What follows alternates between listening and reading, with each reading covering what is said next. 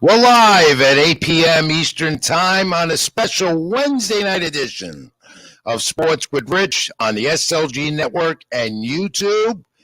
Good evening, everyone. I'm Rich Mancuso, and there's my young co-host, my protege, my colleague, Robert the Riz Wizzo. And good to be back in the chair this week. I took last week off, and I want to thank our good friend and supporter of this program, Brooklyn Digest's own Jason Schott. Did a great job with you, Wiz, and he'll do it again because this old man needs his time off once in a while, especially with this baseball season, postseason going on. This is a time of year for a sports fan. Everything going on, every major sport, including pro boxing, which I love, as you know. And, we're tired. We really are. And we're going to talk about the Major League Baseball postseason, the NFL, as they go into week number 7. We'll have our recap and picks for week 7, which I know you're going to love. Wiz back as nobody beats the Wiz this week. And fact of the week, because when I'm not here, you can't do that. And we'll do that this week again. We'll have a special guest joining us, a watch along a little bit as the NLCS series with the Padres and Phillies goes on tonight in Game 2. Yankees, Astros just getting in the way down in Texas in the ALCS. Your comments and questions, and try and get the fact of the week in the queue. Our social media handles, as always, here on Sports with Rich. We want you to like, comment, and subscribe on the SLG Network, as well as on my YouTube channel, Rich Mancuso, and we will get right to it. I want to thank Jason Wiz, and you handled it well last week without me, my friend. No, thank you. And first off, we're back, Sports with the Rich. I know it's a Wednesday. Usually we're back on Tuesdays, but postseason baseball, that's the way it is. But thank you to Jason Schott for hosting with me last week. A lot of fun. But I had to give you the day off. You deserved it, I know. You told the whole world that, and I appreciate it. And Jason did a great job, as well as a great writer with Brooklyn Digest. And read his content always online, friend Jason Schott. And let's get to it, will we? We had a lot to do in the next 2 hours or so. And we are in that height of a very, very busy time in sports. My social media handle, as always, Ring786 at Twitter, Facebook.com, Rich Mancuso. Read my content, LatinoSports.com, NewYorkSportsDay.com, among others. And it's scrolled at the bottom of the screen, as always, throughout the entire course of the 2 hours. Wiz, where do they reach you? Follow me on Twitter, RobertRiz994, Instagram, RRizzo4, Facebook, Robert Rizzo, and catch all my content daily on Latino Sports. And do read both of the websites, especially the content written by the Wiz Robert Rizzo, who is becoming, as I say, a young superstar in this business. And Avery handling the controls on the other end, our producer for the night. As always, thank Avery, first of all, for taking his Wednesday off for us, because we're usually Tuesday. We'll be back in our regular time slot next Tuesday night, 8 p.m. Of course, we'll see how the weather cooperates and if we don't have to be at the ballpark where we've been. And speaking of that, last night, Yankee Stadium, the Wiz and I saw it. The Yankees wrapped it up. That's why they're down playing the Astros again. It seems like a regular routine the last 4 out of 6 years, right, Wiz? Astros for the ALCS for the pennant. 3 ALCS matchups in the last 6 years. Just name it the trilogy. Well, that's perfectly titled. You couldn't said it better. You took my boxing term out of you and you put it in your mouth, because that's what it is, a trilogy. And will the Yankees take this? Well, Verlander against Taillon tonight. Both teams got into a little trouble pitching-wise in the first inning.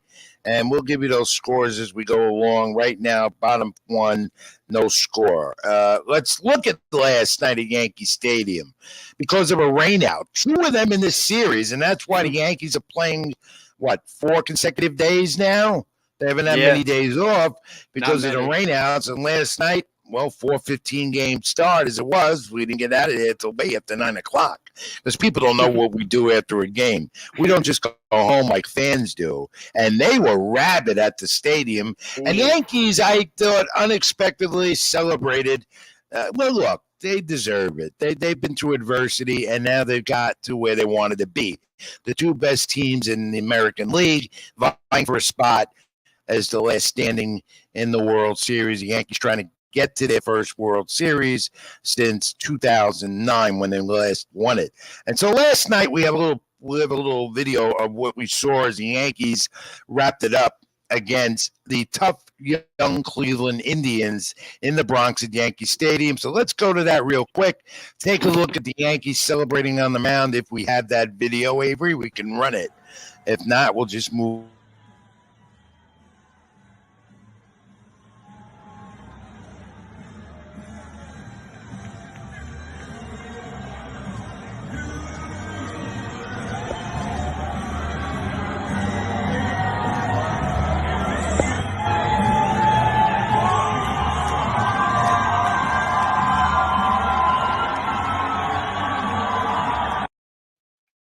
Last night to see that.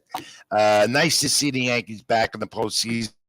Like them or not, they're what October baseball has become, for a very long time. Will they get over the hump though this year, Wiz? Ooh, it's going to be a tough matchup with the Houston Astros. This is something we've been waiting for all season. I feel like every time they match up, it feels like a playoff atmosphere, and now we get it in the playoffs like we've been hoping. Going back to the Yankees, I feel like it's a lot of home run dependency in the last series with Cleveland. 9 homers with 18 runs total scored. So just like that, you got to get more guys on base, force walks, put the ball in play, get the pressure on the opponent. And, of course, when Judge and Stanton hit a home run together, the Yankees usually win. They did that most of the year when both healthy, when Stanton was healthy, of course, at 100%. They did that twice in that 5-game series, best of 5 ALDS. They homered twice, each one of them. And the Yankees got some good pitching from Garrett Cole to keep that going Sunday night, as we saw in Cleveland. That young Cleveland Guardians team, not the Indians. They're the Guardians. We make that mistake. It's a habit. That team is the youngest in baseball. Terry Francona said, yeah, they fought, they did what they had to do, but there's a lot to look forward to. And I wrote about that on NewYorkSportsDay.com and on LatinoSports.com. Check it out. Interesting that Francona got a question from a media member after the game on Sunday night in Cleveland about his blood pressure. Because, Francona, the oldest manager, or one of the oldest in baseball, longest tenured Guardians manager for quite some time now. Has been he's had some health issues, including his blood pressure. I thought that question was out of line, but what are you going to do? He answered it like Terry Francona would answer it. Wiz said, that to me wasn't a question that had anything to do with the game, but he seems to be fine. Now we'll have a good, nice offseason. 4 months, the Guardians will assemble again, and they weren't expected to be there. It was either the Twins or the White Sox. But this team had 19 rookies come through this season, and they went beyond expectations. And at one point, they had a lead in this series, and you're thinking Guardians over the Yankees, the underdogs. Yeah, that's what everyone was thinking. And honestly, with a young team like that going into Yankee Stadium, they handled the adversity. But at the end of the day, winning at Yankee Stadium in the clincher, that's a tough task in its own. And like you said with Terry Francona, he's one of the best managers across Major League Baseball. It just comes down to the guys and the players around him. It's young dudes that don't have the experience yet. And in the playoffs alone, they batted .224, 17 runs scored in those 7 postseason games. The Yankees outscored them, because they don't hit home runs. They were next to last in home runs in Major League Baseball. They make contact at the plate. They run the bases. They play small ball, which we hardly see anymore in this game. And that gave the Yankees trouble of not in September down the stretch. They used that to their advantage and why they won their division by 11 games over the favored White Sox and Twins, who were supposed to be. No, the Guardians, Wiz, are no longer an underdog. They are here, and they're going to be here for a while. Jimenez, Rosario, Ramirez, Arias, and so many others, and they're pitching. They're Starters throw sinkers and cutters, and they get the ground ball out. Savali didn't have it in the Bronx last night, and there are a lot of questions about why Francona used him. Well, hell, why not? Decisive fifth game, you got to go with them all. It's all hands on deck. It's all hands on deck for sure. I honestly thought we would see Shane Bieber at some point in the game. I was surprised by that, and I understand it with short rest and where he's at in his career age-wise. But at the end of the day, the Yankees are playing in Houston and Cleveland's home. But with that being said, the future's bright in Cleveland. You mentioned all the names before, and Oscar Gonzalez. The dude was just so clutch with the walk-off moments throughout the postseason and leading up through September and October. He had 3 go-ahead hits in the 9th or later in a single postseason. That ties David Ortiz for the most of all time, and he's a 24-year-old rookie. So the potential's only up from here for him. Yet there was this joker that appeared. What's the story about all of this? And why even emphasize it? But we got to bring it up. Was this another one of those movie promotions, Wiz? What was this all about? I don't think it was a movie promotion or anything like that, but fans are in the Halloween festive mood, and someone's got to do it. I saw one at Yankee Stadium yesterday with the crowd outside. Yeah, I know. You were in the press box. You mentioned that, but I don't know. It wasn't me. I don't know. I mean, that's going on too much. MLB's letting it go on. They're on camera. Hey, maybe I'll be a joker next time. Who knows? Maybe you. People think I'm a joker every day anyway. All right.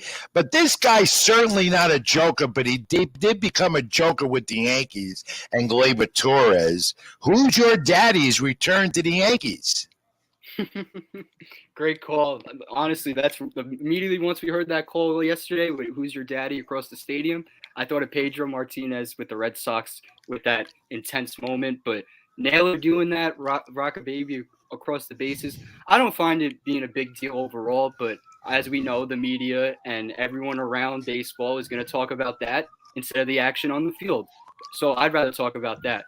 Why did Gleyber have to rub it in at the end of the game last night when they clinched it to advance? Why did Gleyber have to just exasperate the situation even more? I know the Yankee fans went crazy about this, brought back the who's your daddy Pedro Martinez situation with the Yankees-Red Sox rivalry. Yeah, no, that's true. And honestly, I think for Gleyber, it was just the competitive instinct in him. He remembers it from the following day on Sunday against Cole. And with Naylor and Cole, there's no drama beforehand. I'm looking at the stats right now. 111 average with 4 strikeouts and 9 at-bats against Cole. Add the home run. But Cole, if anything, Cole owns Naylor. Yeah. Cole only gave up 1 home run in his 2 starts. He seems to be more, postseason. He does it in the postseason, and his location was good. And the home run ball only one? I gave up 2 in his right. Was it 2 home runs in the 2 starts in the 2 games he pitched? He gave up, I believe, 1 home run, 2.03 ERA, 16 strikeouts in 13.1 innings. So, well, let's see what he does in this ALCS now with the Astros. This is what the Yankees want. They want their revenge, their redemption, and now they have that chance. And they're looking to get over the hump, as I say, with these Houston Astros. I believe the Astros will win it in 6 because they have a better bullpen. Their pitching, to me, is much more solid. And, yes, this team makes contact. The Yankees led in almost every offensive category except in the last few months of the season. The Astros, though, were right there with them, and they got the home field advantage just like they did the last time they met in 2017? 2019 right? And 2019. 19. Right. Yep. 19, of course, Altuve, the Yankee, and the scandal-ridden team and the boos. And, Altuve is going to hear the boos, and so will that team with that rabid Yankee fan base in the Bronx. And that's game 3, Saturday, 5 p.m. in the Bronx. You're going to hear it. Ooh, but Yankees-Astros going on now. And the Padres and the Phillies, 2 wildcard teams that beat out the Mets, that are making the Mets look like losers, fighting to get into the World Series. Is one of those wonder teams standing left. The Padres overcame a deficit tonight. in San Diego in game 2. Five, what was it, 5 hits they got consecutively, or 5 runs in the 5th inning, was it tonight? Not 9 unanswered runs.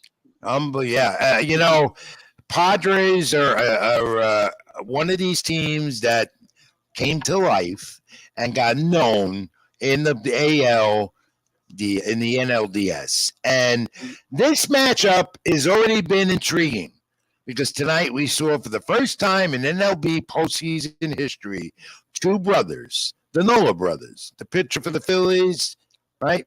Adam and Austin Nola for the Padres. They faced each other. Aaron and Austin. And Austin led a rally off his brother, as the mom and dad both had opposing jerseys on for both teams. They don't know who to root for. That is an intriguing storyline in this series. Juan Soto's bat getting hot. He got a run-scoring single in that inning. And again, when Machado and Soto, Cronenworth, and the rest of that lineup, they've got it together. They could win this series because the Phillies bullpen, as much as they did what they had to do in the NLDS, Wiz, you never know with that Philly bullpen. David Robertson is back though, which gives them a little more strength. I got to see what the others do. Alvarado and so forth. Yeah, we saw Brad Hand struggle a bit in that 5th inning. I believe he gave 2 or 3 runs up in that inning after Aaron Nola exited. And like you said, Juan Soto, Machado, Cronenworth, when those guys are hitting, it's tough to beat San Diego. And even Josh Bell, he's finally heating up since the Mets series. And if Josh Bell's hitting in that 5-hole, that 4-hole, the Padres got that winning methods going. And they have the closer, Hader, who was finally shown why he was traded for. Dangerous, fastball, slider, whatever. As good as Edwin Diaz here in New York. So the Padres got 7 unanswered runs, and right now that's 8-4 in the bottom of the 7th. Game 2 NLCS in San Diego. Let's look at the brackets again and where we're at right now. We all know where we're at. Well, let's take a look at it. We look at the Astros-Yankees with Verlander and Talion tonight. The Phillies-Padres, those are the final 4 right now. And, the Phillies-Padres series, to me, that's going 7 games, Wiz. Yeah, I think it's going to go 7 games. I'm very excited to see what that Philly crowd is like. Honestly, the first NLCS appearance since 2009 when they lost in the World Series. That crowd is going to be hectic like we saw against the Braves earlier in the postseason. But going back to that bracket, interesting stat, Astros are undefeated 3-0 in this postseason. Phillies 6-1, Yankees 3-2, and the Padres 5-3. So that small sample size, this is like the brand new season. Like we're saying, everything goes back to 0. It's not about your regular season record. You get into October, it's anybody's guess. It's October baseball. We've seen a lot of that so far in the first week or 2 of the postseason. All you got to do is get in it. Take it from there, game by game. And the Phillies have shown that, and the Padres have shown that, and the Mariners tried, but they got swept. Gave it a good shot. But the Seattle Mariners, another young, good team that will be back there next year in that contested American League West.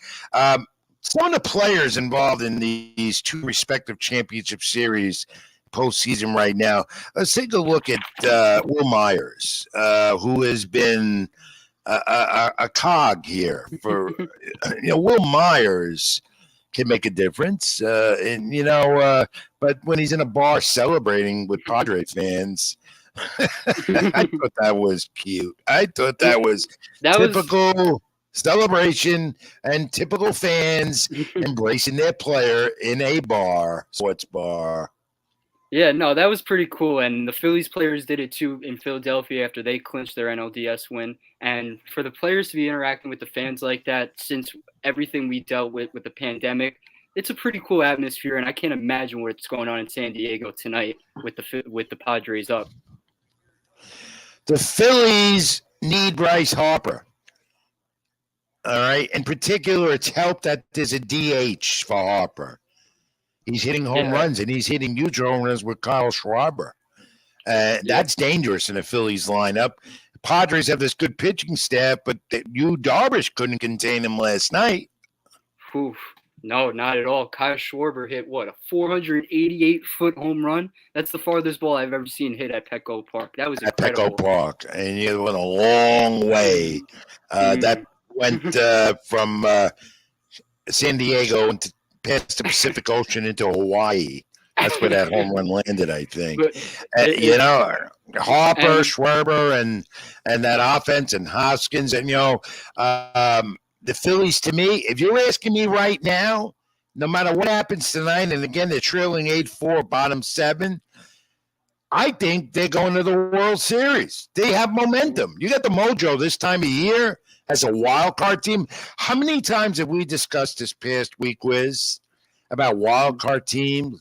How they, in October, get to the World Series. They get the momentum. If they don't win it, they're there. And the Phillies might be the latest version of that this year. A team that could not do anything until Robertson and took over as manager of this team. Not Robertson, Robbie Thompson. Robbie Thompson. And just turned things around. And you wonder if Joe Girardi was the reason why. But Robbie Thompson's got these guys. They played. I think they had the best record in the game next to the Braves after June coming in. And the wild card team, National League East. All those 100 win team, 101 wins for the Mets, 101 wins for the Braves. The throne in the postseason. Here are the Phillies. 89 wins is the wild card. And they, to me, right now, have the mojo, as they say, to go to the World Series. No, they definitely have the mojo. I'm very concerned about the bullpen. That's the only issue with me. But as you said, they've been playing with their backs against the wall since early September. So this postseason started early for them. And like you said, with how they're facing the Braves, the Dodgers, they took the September off because they clinched so early. And we talk about winning blend of baseball in the postseason. The Phillies have that right now. The starting pitching, bullpen here and there, 2.18 ERA as a team, 18 walks with 69 strikeouts. They're not allowing runners on base. And when we talk about the offense, 8 homers, 48 hits. So they're not home run dependency or like Cleveland where it's only singles and doubles. It's a good blend. And another young superstar in this postseason for the Astros. They talked about Correa leaving the Astros. How about Jeremy Pena? How about that? All right. And that 18th inning game and the home run, and hits a double tonight off Talion in the first for the Astros. Yeah, Jeremy Pena is going to have an impact in this series, and you look beyond what happened before, prior with the Mariners and the young kid Julio Rodriguez and the season he had and how he tried to get the Mariners a step further, the dejected look. That's going to happen. Rookie, probably AL Rookie of the Year. He gets my vote. And J-Rod, as they call him, Julio Rodriguez, that's not going to be, I think, next year, Wiz. He won't have his head bowed. No, what the Seattle Mariners did throughout this season, they set up their system to win for the long term, not just 1 year, 2 year winning windows. And as you said, with the pitching, the rookie matchups, Jeremy Pena, obviously, I don't think he's going to win Rookie of the Year, but J-Rod, front runner for it. And you see in the postseason, Pena gets a hold of one, Astros advance, and the Mariners at home now getting eliminated. And 18-inning classic. How many times did we see that? That was a classic. Almost 6-hour game, edge of your seats. And you know what? That's baseball. That without the ghost runner in the postseason, that's how you play the game. I'm a purist. Everyone knows that. I love that. And I love to see 18-inning, extra-inning ball games in the postseason, 6 hours. Look at the fans. They stayed with it. I stayed with it. I loved it. All right. But this goose might have been the Dodgers goose. You've seen some weird things going on in the field this year in the postseason. The goose might have been the Dodgers goose. You know what I mean? Yeah, no, the Dodgers laid an actual goose on the field, and offensively they laid another goose. 12 runs scored in 4 games against the Padres. They were 15-4 against San Diego in the regular season. It just shows that regular season goes out the window when we get to October. Nothing. doesn't mean How do you anything. figure that? Dave Roberts cannot, except for the 2020 shortened season, get a world championship again. And there has not been, with the Braves out now, and I didn't realize this because you see so much baseball during the year, so year after year. But there hasn't been a repeat champion in baseball since the Yankees did it during that year, I think since 2000, if I'm correct. Jeez. And Yeah, when they beat the Mets. There has not been a repeat champion since then. The Yankees had that last major dynasty. I thought the Giants did it, but the Giants were in between. And they're three, and that spanned about 15 years ago on the Bruce Bochy, that great Giant team. Well, anyway, postseason going on. We'll have a World Series coming up soon. My predictions again: Astros in 6. And I believe the Phillies will win over the Padres and win that in 7. I'd love to see a Yankees-Phillies rematch World Series from 2009, but that's not happening. I just think the Astros are that deep. All right, Wiz, this part's over right now with MLB. We'll get more of that later. You know what time it is. Before we bring in Jerry Beach, who'll be our guest tonight at the bottom of the hour, we'll go to a break. But first, you know what it is. You didn't have it last week because I wasn't here. You can do this without me. I come up with the facts of the week. I had to keep the routine going. So here we go, facts of the week, and let's bring Avery in and see if we can take a crack at it for the first time. And all of you, our supporters out there watching Sports with Rich, thank you as always. And you're welcome to get the fact of the week, answer in the cube, and comment. Of course, like, comment, and subscribe to the channel, SLG, and my page, Rich Mancuso. Fact of the week, and here we go. And if you get it, well, you know what I got the grabs. Aaron Judge bobblehead. Still here. Maybe something else I'll throw in as well. All right, here you go, Wiz. Here we go, Avery. It's an NHL fact. It's not trivia. Fact of the week. Now, the NHL season is here. Just started. A week old or so, I believe. You know what the hat trick is, 3 goals. They call the hat trick, how it all started. Because a politician, I believe, threw the hats in the rink after 3 goals from a player. But the hat trick has been a major part of hockey and a great game on ice. The fastest hat trick in NHL history. I want to know how many seconds did it take for the fastest hat trick in the NHL? I'll give you a hint. All right, way back before we were all born. How about 1952?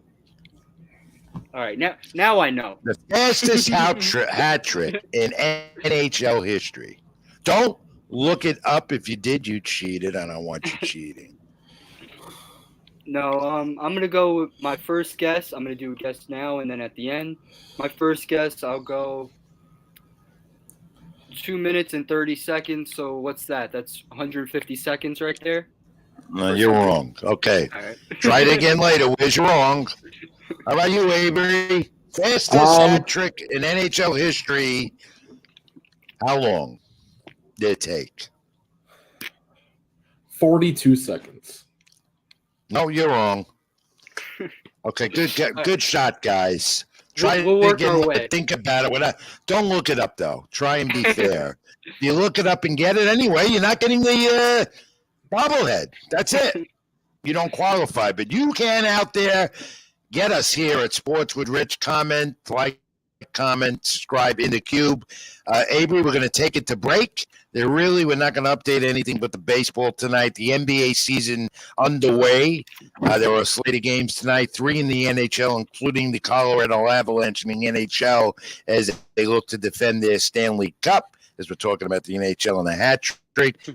Back next with Jerry Beach. He's our guest for the night. Talk baseball, NHL. He's covering the Knicks tonight. Their home opener in New York.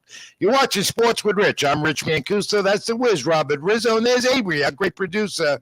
Back after this on the other side.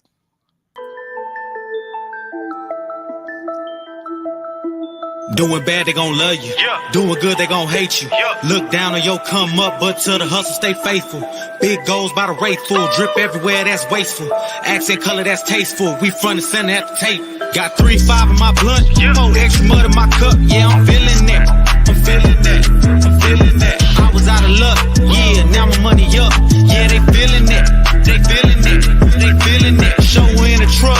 then throw it in the guts. Yeah, she feeling that. She feeling that. She feeling that. Niggas talking tough. Yeah, till we pulling up. Now he feeling that. He feeling that. He feeling that. Save me a gold casket. My life been tragic.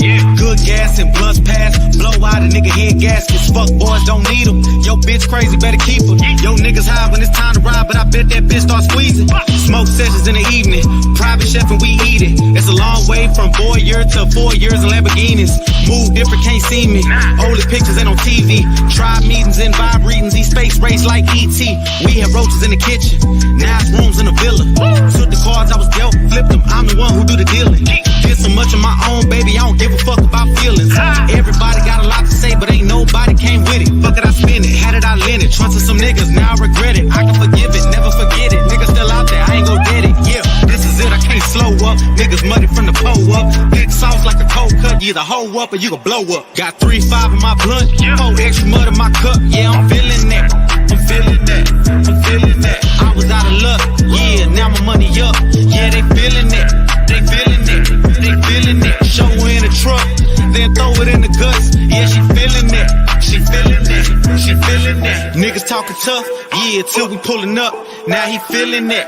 He feeling it. He feeling it. Where the ghost mean power, you a star, Omari Hardwick. Seen a lot of hardships, we was taking long trips. Talking through the glass, gotta medicate with strong hits of ganja. Gotta watch how people move around you. My brother got sittings cause of snitch. Niggas dying over bitches. Niggas lie like it's religion. If you been dying, you feel me. Gotta keep applying pressure. Double up, that boy can stretch it. Good credit or no credit, they need it, go get it. Lil' baby, this is me. What you get is what you see. And you best believe we wore red. Got 3-5 in my blunt. 4 extra mud in my cup. Yeah, I'm feeling that. I'm feeling that. I'm feeling that. I was out of luck. Yeah, now my money up. Yeah, they feeling it. They feeling it. They feeling it. Show her in the truck, then throw it in the guts. Yeah, she feeling it. She feeling it.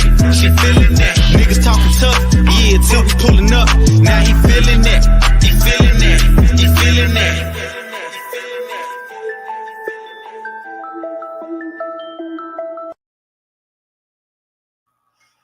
Please support our sponsors here on the SLG Network and Sports with Rich. I'm Rich Mancuso, live on the SLG Network, Sports with Rich, also YouTube. Like, comment, and subscribe on my channel. That's Robert the Wiz Rizzo, my young protege.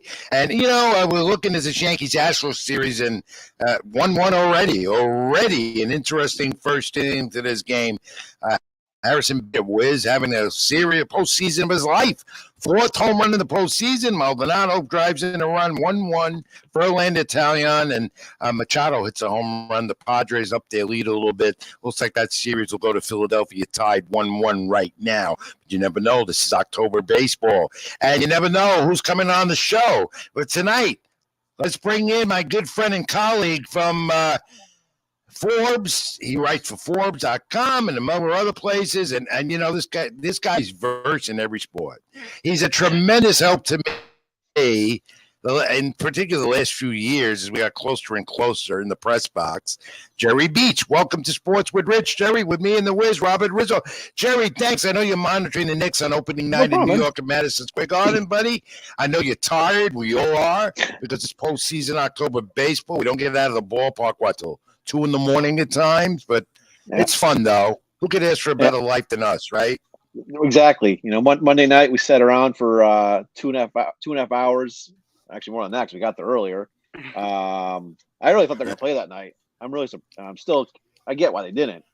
You know, you don't want to start an elimination game at 11 o'clock, but it was kind of funny to be walking out when we all left. It's not raining anymore. Yeah, right. No, I think. You see, let's get this straight, Jerry. You know as well. This wasn't the Yankees' fault. This was MLB. No. They were in command of that whole situation the other night. Yeah. But it turned out to be a fiasco. And look, it's all over and done with. And now the series moves on. Let's look at how they handled that at Yankee Stadium the other night. Tarper's on the field. Fans are waiting. We're waiting. And when we wait in rain delays, I hate it. You know how much I hate it, Jerry. The Wiz is learning that out. You just walk around, you talk, eat a little bit if there's any food left, and we love to eat in the press box. We all know that. Oh, yeah. And you just wait. And this is what got me, Jerry. We talked about it. We're getting no word. You get so many rumors. Yeah. Top is going to come off. The rain is ending. There's a window to play. You always hear that proverbial word, the window. Right. And there is no window. And then the second band's coming out of Newark. All of a sudden, they call the game off at 9:45. Everybody's spending their money. Yeah. I mean, come on. You know, it's they handled that all wrong. MLB, not the Yankees. Well, the Yankees, I mean, they didn't give any updates either. There was no updates from 6 o'clock when the game got first pitch got delayed until 9:37 or 45, whatever it was. And like we found out, like MLB put it out on Twitter before they announced it in the stadium, I thought it was by 8 minutes. And the Braves on Saturday had a lot of rain, and they offered half price concessions on everything except the booze. Which is a really nice gesture. And I guess Atlanta has really good prices anyway. And they do. But the Yankees were giving vouchers out because their parking concessions over there are not run by the team. They have no control of that, as well as their food and hospitality. So, but that was a whole crazy situation. No, that was strange. A whole crazy situation. First off, thank you for coming on the show, Jerry. I know you've been so busy with Knicks, baseball, everything. But it leads me to my next question, especially with how much we've seen the broadcast schedule filter in and out week by week. What is your opinion on it, how we see the broadcast schedule, especially with the Yankees Astros? What is it? 5 o'clock, 7 o'clock, 4:07? 4 o'clock? Yeah, it's a little quirky because you can't, it's got two West Coast teams. They're going to play 8, 9 o'clock every night. Right? I guess, right? Friday they're at 8:30. Saturday they must be at, I believe they're at 4. Yeah, because this game's late. Yeah, and Sunday they'll be earlier, and then Monday they'll be later. If there's Monday, because let's whenever we hear, I wrote about this the other day. Don't listen to the MLB spin that the lockout didn't cost anybody any games. Officially, it didn't. But you're seeing the condensed schedule now is a result of squeezing that lost weekend, and so now you had an extra round of playoffs, and they're playing the playoffs this year in the same 30-day span they played it last year, when there's one fewer. I mean, the wild card game, I don't count that as a round. So that's why you're seeing, the Padres and Dodgers have a day off tomorrow, then they play through. The Yankees and Astros have a day off on Friday, and then they'll play through. And it's just it's hard to get into a rhythm when, and we're kind of used to the cadence of, okay, if someone forces a game 6, then there's an off day, and kind of gets to realign themselves a little bit. I don't know. You're squeezing, it's like a sardine can. You're squeezing your schedule, your most important games, into the smallest window possible. And I wonder if we're going to see some a decline in play. If these series go, looks like I think San Diego's winning, right? So that's going to go at least 5 games. Well, the Yankees and Astros. How do you look at the Yankees? Don't look lethargic at all. I thought they'd be very tired. They celebrated a little bit. They got in early this morning in Houston. They seem to be okay, but do you think it's going to catch up to them without these off days, Jerry? Somebody, John Smoltz, had a good comment about on the Padres broadcast, Padres Phillies this afternoon, saying it's not the first day they get you, it's the second day. They won yesterday. I don't think, I saw a quote today. Luis Severino said they used the lousy champagne last night because sorry, you got to spray yourself. We all know Yankees. It's win or bust. They're saving the good stuff. And we weren't in that clubhouse. We weren't in there last night. We were in Cleveland. We were in the visitors' room, and watching those Guardians didn't look like losers at all. I talked about it earlier. Their heads weren't bowed. They talked to everyone. They were very proud of the season they had, and they should be. They should be. Those rookies did some job. They got a great future ahead. Yep. And you love seeing Terry Francona. I know he's talked about the job's getting a little tougher for him, but you hope he comes. You hope he's got a few more years to make another run at this, because they were so close in 16. If Trevor Bauer doesn't play with a drone, they might win the whole thing. And and Tito's, Cleveland's just we talked about this yesterday. Cleveland just doesn't miss with their trades. They don't usually keep guys outside of Jose Ramirez when they get the really big money years, and they just don't miss. Lindor for Jimenez and Rosario. That worked out. They become a great double play unit there in the infield for them. Jimenez broke out all-star year, Yeah, he had more worked out well. And he was a better player this year by WAR by a lot than Jose Ramirez, and he's one of the best players on the planet. So, like Cleveland was justifiably, disappointed, but proud in how far they'd come. And that division, I think they're pretty well positioned to, win that division, get that 3 seed at worst case scenario, and they always have good pitching. So, pitching, and they need more pop. I mean, we've seen it. We saw with the Mets. We thought the Mets kind of turned back time, and then you need homers in the postseason. I'm begrudgingly admitting that. I like watching small. They don't hit home runs. Yeah. I was home runs. I was mentioning it before. You got to have that blend. It can't be home run dependency or bust, or it can't be like we saw with Cleveland, just singles and doubles with no home runs. Right. But I like that. I like small ball. I like the way they play the game. Contact, run, and generates runs for them. Let's talk about the Yankees. Jerry, thanks again, Jerry Beach, for being on the program, Sports with Rich, here Tuesday night, SLG Network and YouTube. Jerry, Aaron Boone has been criticized a little bit. Then again, it's not him because it's analytics. We all know that. But Pedraza on the roster, Cabrera on the roster. Why does Kiner Falefa get start tonight over to the rookie? Why does he get the start when he made some costly mistakes in the division series? What's your take on that? He got a hit today, so it worked out well, right? I know. First at bat. I'm just putting when I put my glasses on, it's so I can see the TV. I'm old and my eyes aren't great. But neither are mine. Welcome to the club. I know. I saw the explanation. They wanted the more veteran guy against Verlander. I can get that. But I mean, if not for an injury and a couple matchups at the 9-hole last night, Kiner Falefa doesn't get back into the division series. If Hicks doesn't get hurt, then they got Gonzalez for Carpenter. And they need someone to play shortstop to run him out there. So I was surprised that he was playing today, just because it seemed like he was buried in the doghouse. But it's the playoffs, and if he goes 3 for 4 tonight, makes a good play, probably play tomorrow. Yeah. I remember. You probably remember. Someone just got the Yankees are building something here. They are. Yeah, and they come out of this. They come out of this series with a split. They'll be in good shape. Yeah. I mean, that's what you want. Best 4 out of 7 when you're in the opposing park. Sorry.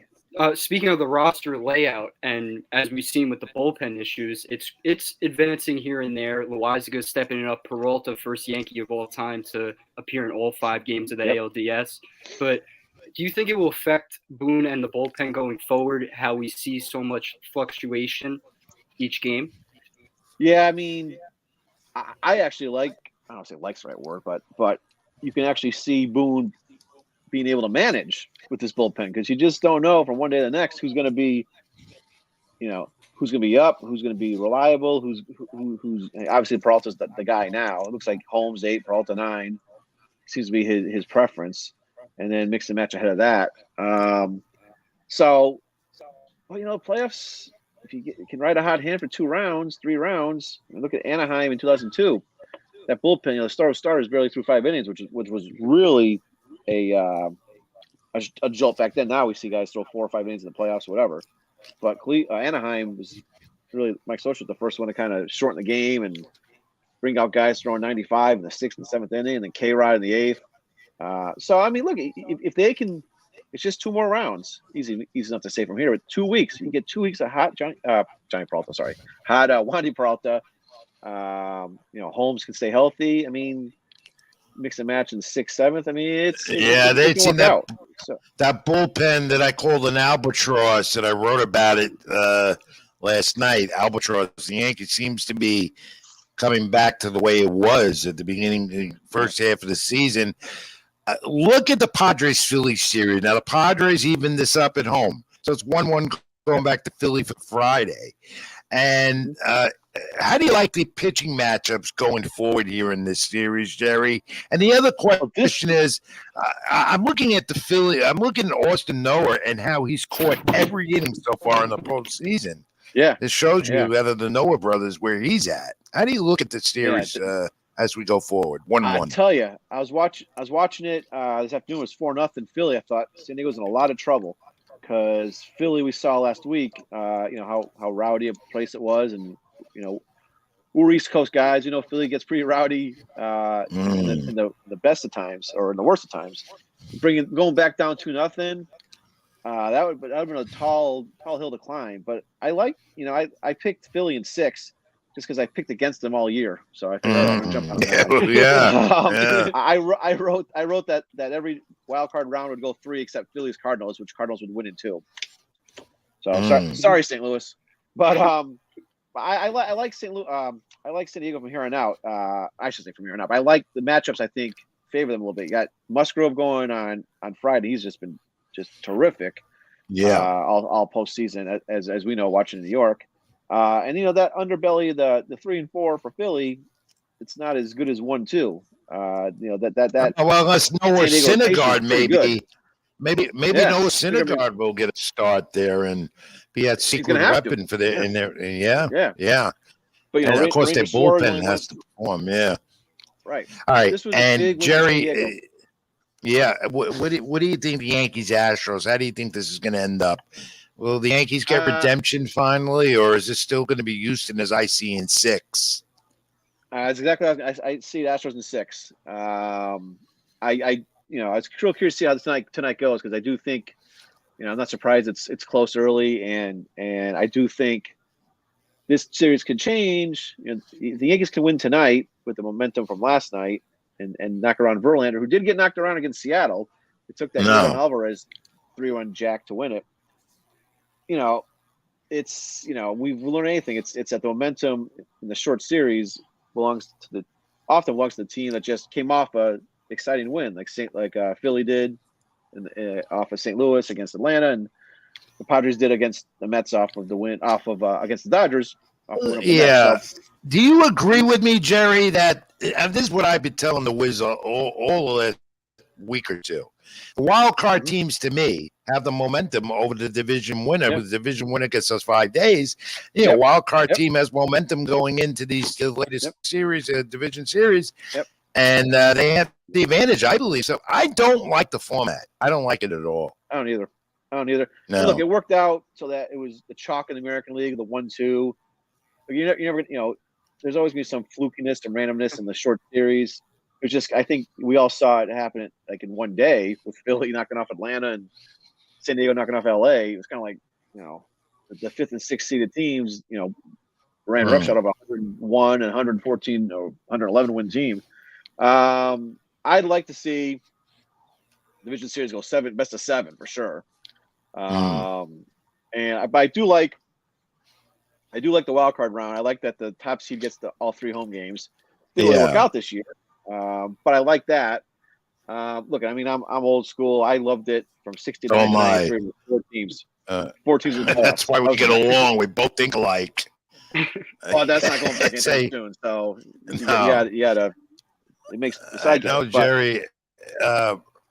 We are shifting. This is a great time of year for sports. Everything's going on at the same time right now. And you're covering the Knicks tonight remotely from home. And let's talk NBA a little bit. Let's talk about this Knicks team and some of the other developments in the NBA. Because Golden State, the Warriors got the win last night, and LeBron James did not score 31 points. He said we're not a team consistent of a great shooter. I kind of agree with that, him and the Lakers. What do you make of this Knicks team? What's the score right there right now? Is it halftime? 61-46 Memphis. Yeah, Memphis is winning by 15. Is this going to be a team, the Knicks, a consistency, or a team that's going to be up and down all year? What do you think?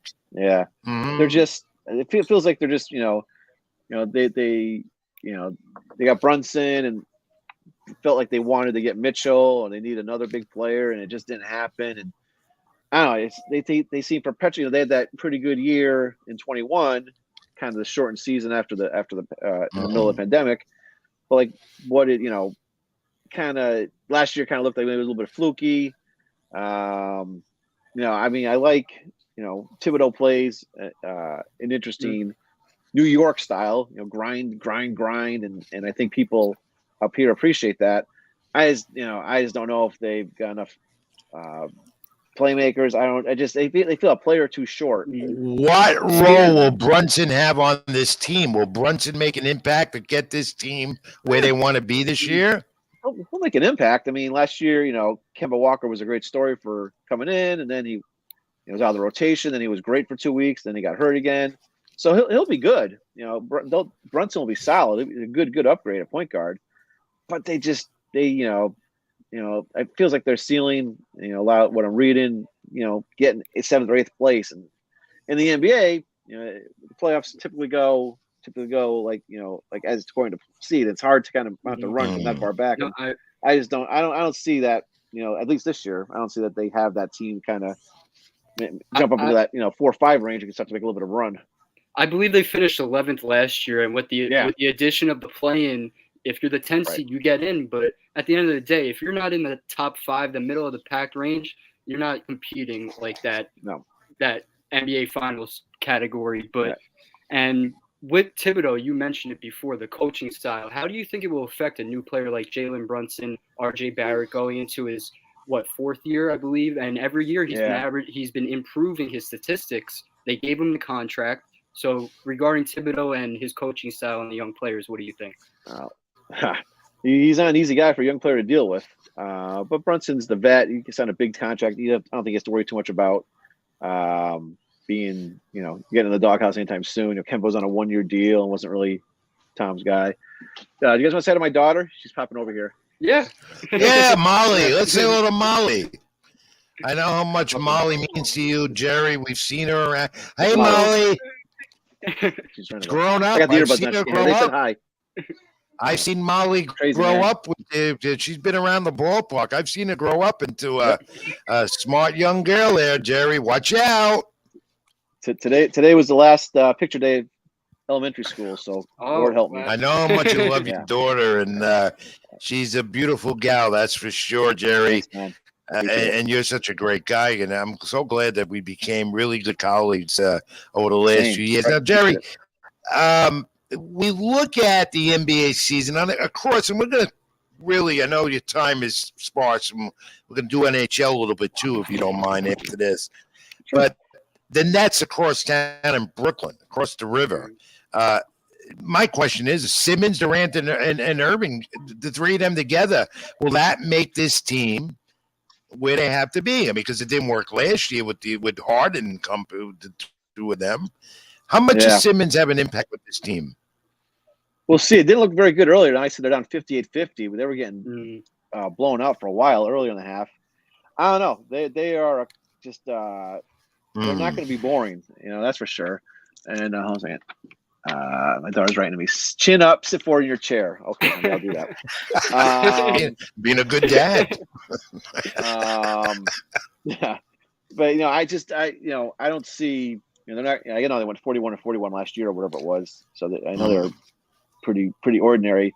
I don't see it happening this year. They'll either Durant will have a classic year and Kyrie will be available all year, and Simmons will prove why he was the number 1 pick a few years ago, and so everyone wanted him out of LSU, or it'll be a bad mix of alpha males, and Steve Nash will end up on the unemployment line by Christmas. I don't know. I lean stay healthy. They got to stay healthy. I lean towards it's gonna be a mess. But the conference is could wide be- open. Boston. It is, yeah. I was going to ask you about that. Boston is, of course, Boston, and Milwaukee, and on the other side, you have trades that happened. It was a very interesting offseason. Seems like the season just crept up on us so fast. Time flying like that. But the Timberwolves with Donovan Mitchell to Cleveland, there's a different complexion in the league with some of the moves that were made in the offseason, Jerry. But I still think those Golden State Warriors, 4 titles in the last 8 years, are going to do it again. Yep. As long as Steph is is at his peak. They've got a really good, championship pedigree. They had that one down year, everybody got hurt. But yeah, it's cliche, but it's true. You got to beat the champ to be the champ. And that's what Bryce Harper was saying about beating the Braves last week. So until I see somebody knock off Golden State over 7 games in April or May or June, let's talk to Jerry and let him go. Let's briefly talk to him about the NHL because he covers the Islanders. He's on the Islander beat a lot. Everyone wants to know about Colorado, the Avalanche defending the cup back tonight. How do you look at? Let's go around the league real quick. I'm not NHL savvy, you know that. The Wiz is not me. Better than me. There. No, but speaking of the Rangers, they started 3-1 to begin the season, and MSG's been rocking every game so far. And what do you see so far out of them, and what they did going out of the playoffs last season? Do you think it's the momentum shifting to this season? Yeah, honestly, I haven't seen a ton of them just because I saw them the other night at the ballpark. We were watching the Yankees tarp. But I've been doing. They had the Rangers on. They had the MLS. Yeah. Cheering for all that. Cheering for them. Yeah. And the little bit of hockey I've done, I've been watching the Islanders. But the Rangers, they had that really cool run to the conference finals last year. They're a young, exciting team. It feels they went from. They just didn't miss a beat at goalie. It's like going from Favre to Rodgers for the Packers. Going from the King to just Sorskin. It's crazy. They're set. And will the Rangers Jerry? Will the Rangers get over that hump and never win a cup again after the one in '94? Playoffs are such a crapshoot in the NHL. We see every year. Yeah. Devils made it 1 year as an 8th seed. Kings made it as an 8th seed and won as an 8th seed. The Islanders, the 2 years they made it to the semifinals, they weren't a great regular season team, but they played a really, suffocating style of hockey for the playoffs and got hot and, got hot in the bubble 2.5 years ago. So who do you like at the end in June fighting for the cup? Who do you think? It's so hard. So hard to repeat. Colorado was really good last year. I don't know. Take a dart, throw the dart, and see it's Calgary. That's what you do. I like Daryl Sutter. Jerry, you cover the Islanders, and I get a lot of questions, and I've experienced it.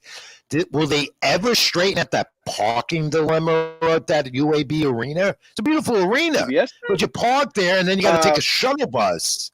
Oh yeah, yeah. I mean, how do you handle that? I'm very fortunate. I get media parking, so I don't. Thus far, knock on wood, been able to park fairly close to the arena.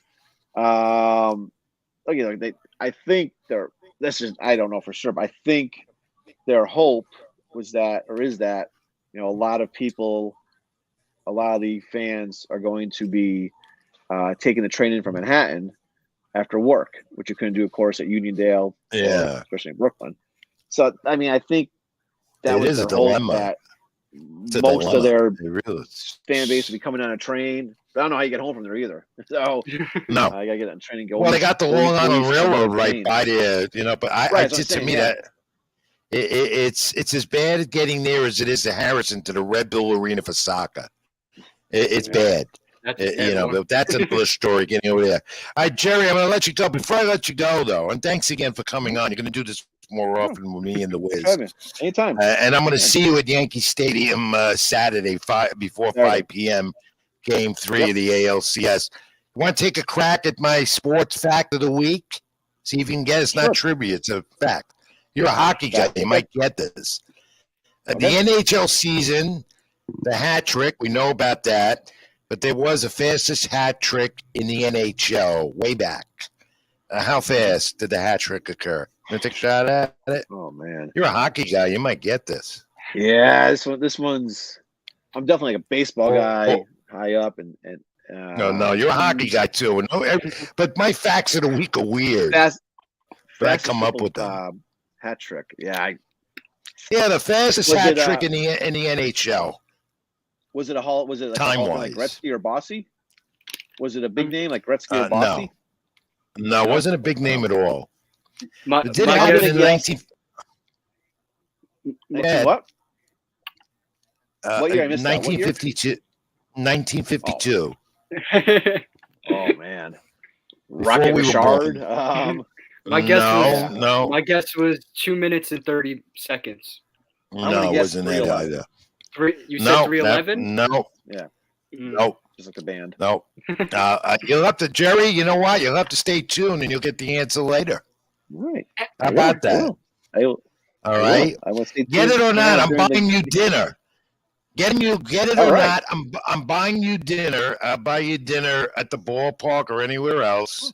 You took Appreciate your that. time out. You came on the program. First time with us. There'll be more. Where do people First reach time, you, long time, Jerry? absolutely. How do people read what you write? Where to get you on social media? I know you're a Twitter guy, and you have some very Much time unique and online. interesting tweets. Yep. Where do they get you, Jerry? Hashtag two online. Best way to get me is on Twitter, Jerry Beach, BEACH 73, and I'll link all the stories I write up there, and coverage.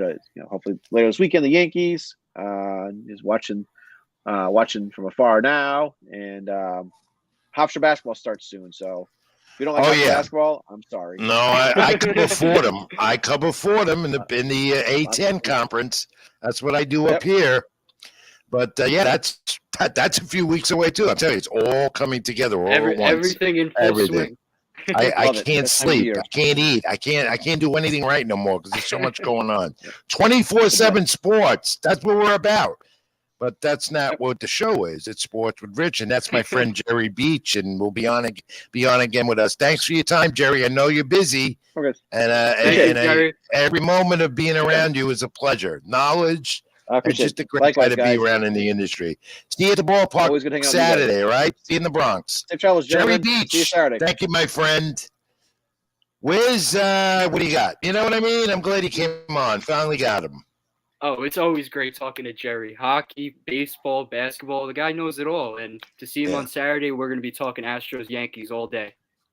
And you just met him just like a couple of months ago, being that you're a newbie in the business, the young rookie. My protege, and you two hit it off pretty good. No, we definitely hit it off, and like you said, the Twitter fingers, both of us tweeting all the time. He's on Twitter, and definitely follow him because he's a comedian when it comes to Twitter and baseball. Yeah. But his insights are really good too. And you got the fact of the week. You're gonna have to wait till the end of the show. How about we do this? We take a break, and we come back, and we do Keep It in the Ring. You're watching Sports with Rich. I'm Rich Mancuso, live on the SLG Network. He's the whiz, Robert Rizzo, my protege. Back after this on the other side with Keep It in the Ring. Spending money like it's nothing. I don't have a budget. Please don't get offended when you see the kids stunting. Got my queens with me, but it ain't no Scarborough bluffing. See, I'm riding solo while dependent bitches cuffing. I got all I need, me, myself, and I just love it. I've been gone, rich and stacking to the ceiling. I'm dick long. Could never change the side I've been on. In 100 years, I'ma still be with my day ones. When it's said and done, fuck where I'm going, it's all about where I came from. You don't know. You know, Wiz, there's something about this program. I took last week off because you decided to give the old man a week off. Jason Schott did a great job with you. I thank him again from Brooklyn Digest. He'll do it again because I get tired. And this postseason baseball is just making me older by the day. But there's something about doing this show, whether it's the opening theme or whatever. I've been dragging my ass all day. All day. You know that. Because you and I work to what? 2 in the morning? 2:30 in the morning? Yeah, just about that. And I've been dragging my ass all day. And I said, you know what? I need to take another week off the show. I can't do it. And I thought about calling Jason at the last minute. Said, can you do it again? Because I'll tell you, up to a few hours ago, maybe I don't know, maybe the minestrone soup did it. It might have been the soup. It might have been the food, coffee you had today. But honestly, it wasn't. No, I didn't drink much coffee today. It might have been the minestrone soup. It wasn't a plain gnocchi, and it certainly wasn't one of your burgers, hot dog, fries, pizza combination that you love.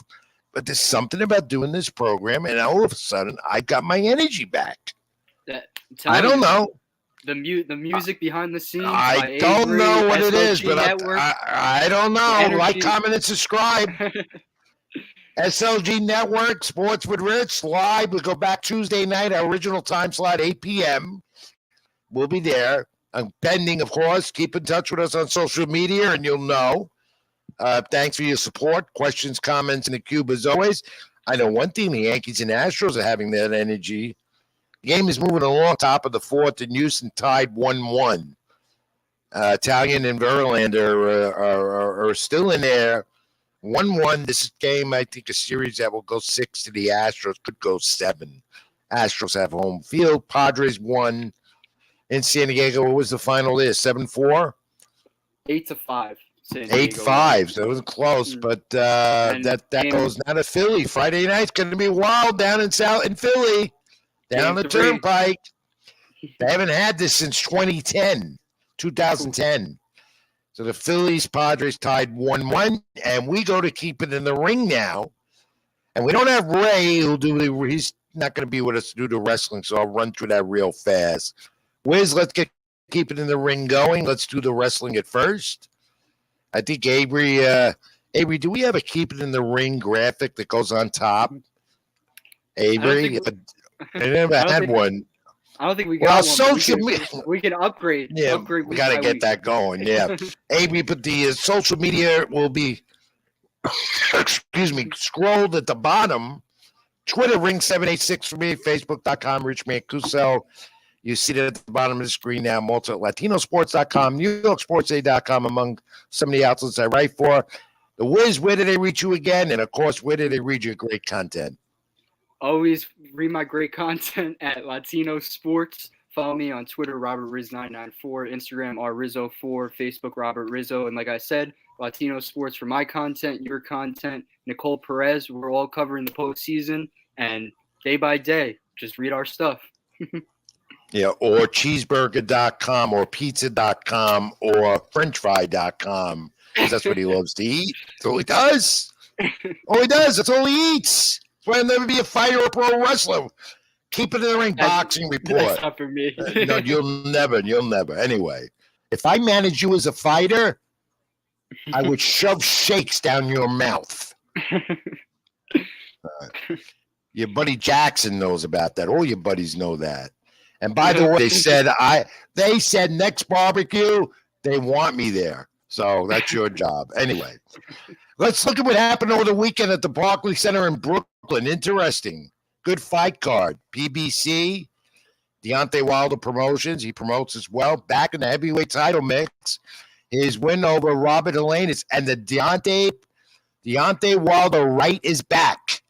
That's what made him. The 3 fights with Tyson Fury, the last one, the third, about a year ago. Didn't think he'd come back. Well, he's back. He's in the mix again. He wants maybe Anthony Joshua could get him. That's if Tyson Fury don't get him first, WBC champion. Or he gets Usyk, who holds all the belts except the WBC. What did you think of Wilder's right hand in his performance Saturday night?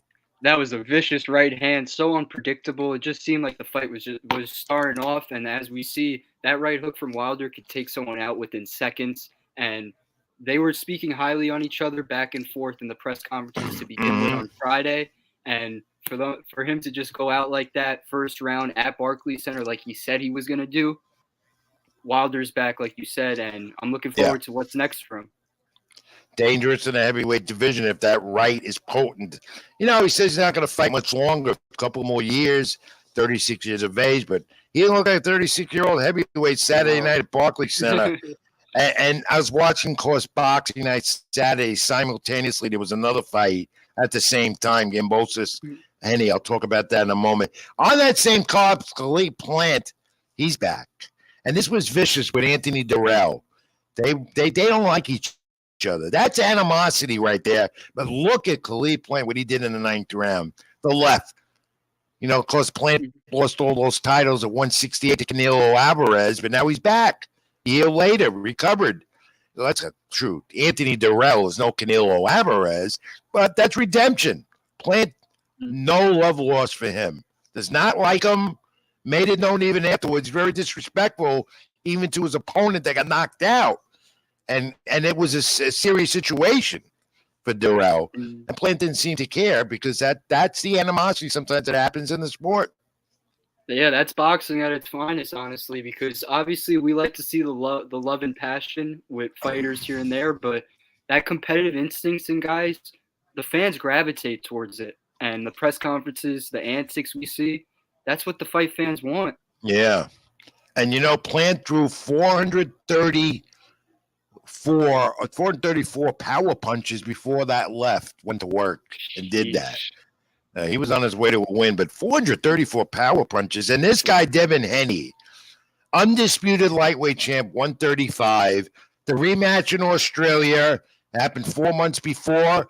Kambosos pooped out. Horrible fight. Lost all the titles to this young superstar in the sport, Devin Haney, and won and retained easily in Australia again. Kambosos finally gave his respect where respect was due to Haney. Now, what's next with Devin Haney? Lomachenko's fighting in the Garden here in New York at the end of the month. Maybe Haney Lomachenko becomes a good fight for the lightweight titles, undisputed. Or Kambosos says he's going to take a little time off. He's not done. Maybe both of them move to 140, which is becoming the competitive division in the sport. Either way, Devin Haney was the young superstar in the sport, one of many. And certainly has cemented that mark for sure. No, definitely. And Devin Haney is only, 23 years old, and it feels like he's been fighting. He's been fighting at the top of his game for 10 years now. That's what it seems like because he's fighting every 4 months. He doesn't take off, and when he's in that workout regime, he lets it be known. He's posting all the time. People know about him. And overall, you see the talent level build, fight in, and fight out. It's not like it's just a KO fighter. He does it all. And your knowledge of boxing, you know what? Your knowledge of boxing has grown immensely since we first got started together. No, definitely. I wonder why. Where are you getting that from? Week by week from the great Rich Mancuso. No, I'm not the great, but you're learning. Yeah, I know your writing is great, but your boxing, I'm amazed at because you're a UFC guy. I'm not. But I love your knowledge of the sport, how you're talking and writing about it as well. Haney threw 41% of his punches landed to the 24% of Kambosos. So that told the story before the knockout. Some news coming out of boxing. There was Jose Benavidez at 168, maybe soon Canelo Alvarez. That still might happen sometime in the new year. Benavidez is going to fight Jose Ugusago. I think I pronounced his name right. I never got that name right. That's a fight that should have happened in November. It was canceled in November, but his opponent pulled off because of PEDs. So now they're going to sign. They signed a fight for January, probably on Showtime. And that's a guy, Benavidez, who I want on this program, trying real hard to get him. I know him. I know his people. We're trying availability-wise, but to me, he's got the punch in the division. He's a guy at 168 could give Canelo Alvarez the run for his money. He could knock Canelo down. He could, or give him a real good fight because he's got devastating punching power, Benavidez. So that fight's signed for him. He'll be back in the ring in January. And Tyson Fury, we're talking about him, still the WBC heavyweight champ. Well, Derek Chiozza and him are going to have a trilogy fight. December 3rd in London. That's almost official according to ESPN. Of course, that's a trilogy that Fury won 2 previous times. Question is, where does Fury go from here? He wins this fight. He probably will. Is it Wilder in the heavyweight division? Does he fight Wilder? Does he fight Joshua? That's the fight everyone wanted to see this year. Didn't happen. Fury and Joshua over in the UK. I'd love to see that fight. And like you said, that's a fight we need to see, and it should have happened already. I feel like every 3 months, every 2 months, honestly, there's a big-time fight that gets postponed because PEDs, the money issues, the pay-per-view issues. But this is why boxing fans are needing more in the sport. We see it on social media day by day. That fight has to happen. Fury Joshua, it's got to get done. Well, Denny Gambosis did pretty good ratings on ESPN Saturday night. And, of course, the Wilder Plant and undercards, that was Fox pay-per-view. I don't know what the pay-per-view number is on that. But Gambosis and Henny had a good rating. ESPN does well with their fights. A lot more coming up before the end of the year on ESPN and Top Rank. By the way, I lost my train of thought. It had something to do with ESPN, Top Rank, all that stuff. Crawford, Spence, still nothing. Probably next year. Hopefully the fight fans have been. I've been talking about it, for months. They still haven't signed that fight. I know. Josh Taylor, though, ESPN February 4th in the new year, the rematch with Jay Cantrell. Now, Taylor won that first fight by split decision. Many thought Cantrell won it. Taylor vacated the titles. That fight now for 140 again. Taylor got the title back somehow. It's been a division standoff. It's crazy at 140. But they're having a rematch February 4th in the new year. That's going to be, I believe that's going to be in Scotland because that's where Taylor's from. So, boxing. Where did you know it by now? Politics. No, it's definitely politics. Yeah. And to put a fight together like Crawford Spence, I keep saying. It seems like we talked about this back in August. Because it's about money. Everything revolves around money, doesn't it? That's true. Yeah, except your money and my money together. We could hardly get on a MTA transit train. I don't know. Your money and my money together. Could we buy a burger together or a whole pizza together? Yeah. That's why I still work. You're learning. All right, Keep It in the Ring continues. Ray is not here this week. Hope he's well. Had some things that turned up.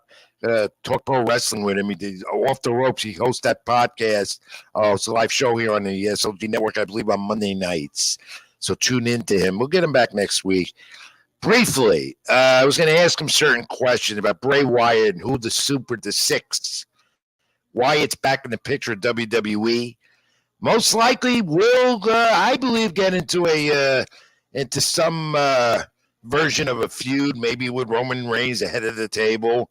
Wyatt's back. That's a big boost for WWE. And the Six, and to see his character, his true life and fiction at the same time, came out on Friday Night SmackDown. He talked about how much he missed being around and demons he has fought. That demon is probably a part of his character as well. It's interesting ways how they do that in the pro wrestling world all the time. Bray Wyatt back. Rey Mysterio makes the switch. He said he couldn't deal with the division of him and his son. His son, of course, with Judgment Day. Mysterio now there with Triple H. Asked that he leave. Wanted to leave. Triple H made a deal. He's on SmackDown now. Mysterio will probably get into a feud with any number of people now on the SmackDown roster. His son, I believe his son Ray will eventually reunite with him somehow, somewhere, and it won't happen too far in the future.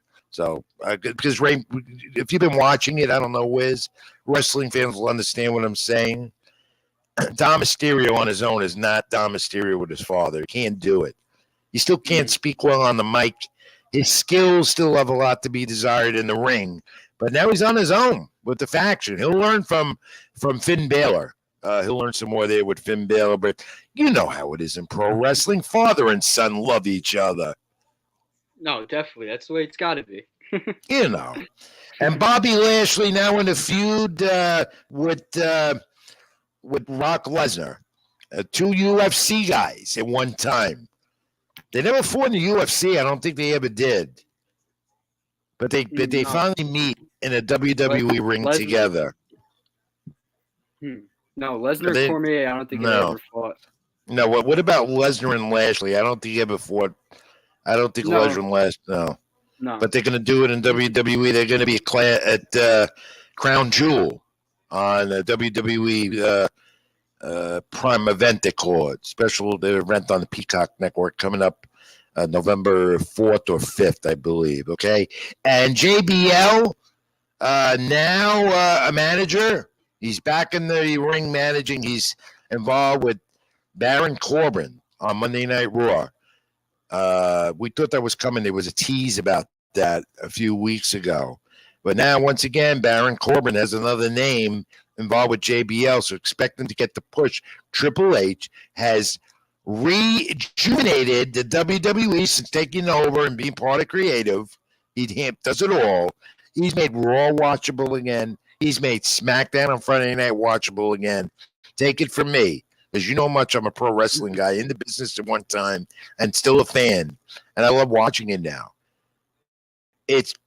I thought AEW, we're going to get to them now. I thought AEW would surpass WWE in a matter of time, but I don't think that's going to happen anytime soon now. Triple H changed the spectrum of it. And AEW on a little decline because they've had a lot of turmoil. But think about AEW. It's Jon Moxley. Looks like him and MJF will fight for the title No Way Out, the next pay-per-view coming up. That's going to be second weekend November at the Prudential Center in Newark, New Jersey, pay-per-view. It looks like MJF, without the scarf, will be turning into what they call the baby face, the good guy. He still has a heel persona. He's got a great mouth. He speaks. I mean, he can excite a crowd.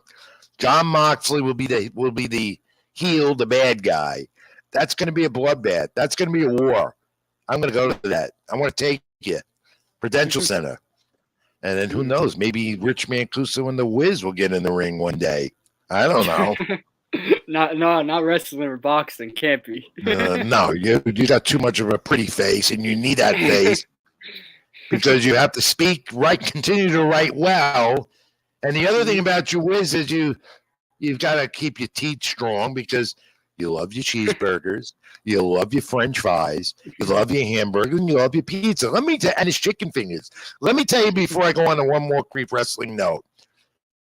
We're in a dining room at Yankee Stadium, the press dining room, all the dining rooms. He can eat anything. There's a buffet available, healthy food, pasta. What does he do? Make me a cheeseburger. Make me fries. Let me have some chicken fingers. And if there's pizza, he'll do that. Me? Tell him what I eat, Wiz. Everything on the menu, you know that. Thank you. All right. Pick and choose. Right. So, but that's the Wiz. I mean, and look, he's young, he's strong, and he's going to learn. Wait till you get older. Wait till you get older, my kid. Wait till you get older. Chris Jericho, 3-year contract. He's staying with AEW. They signed him to a nice deal. He's going to work backstage as a producer, help young talent. He's now part of the management team, as well as being the Ring of Honor champion. Because Chris Jericho would have talked about him going back to WWE. That's not happening. So that's it. We'll get Ray back next week from Off the Ropes, a podcast, and mingle a little more. Maybe a pro wrestler will come on this show sooner or later and body slam me. Who knows? We're working on it. We're working on a lot of things here on the program, Sports with Rich. Let me bring Cal. Let me bring that Cal. Cal's not here again tonight, and I don't know why Cal keeps taking off, but he's got a life, and he produces a ton of other programs here live on the SLG network, including watch-alongs, which we may do next week as well. Avery, come on in real quick, and then we're going to break, and then we'll do NFL.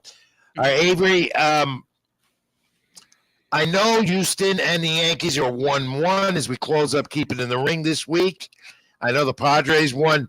What are you seeing? I'm not looking at the NBA. I know it's just too early for it, NBA and NHL, but any interesting scores you're seeing in the first night of the NBA that stand out? The one thing that really stands out to me is that the Brooklyn Nets are currently losing to the New Orleans Pelicans by 20 going into the fourth quarter. How's Simmons doing in his debut? Let me pull the stat line. Simmons. Because I haven't looked. I haven't looked at all. My focus is on baseball right now. That was a good matchup coming in with Zion returning, Ben Simmons return on Brooklyn. But yeah, I'm looking right now, 22-point game. Go ahead, Yep. Avery. Simmons has a line of 2, 5, and 5 with 20 minutes. Oof. So 1 field goal made, 5 rebounds, 5 assists. All right, and the Knicks, what are they doing at Madison Square Garden this season opener? What's the latest there? The Knicks, they're at the third quarter break, going into the fourth, down 6 to the Grizzlies. Not too bad. Julius It was a Randle is little leading the way wider. with 22. Evan Right. Fournier close behind with 14 for the Knicks.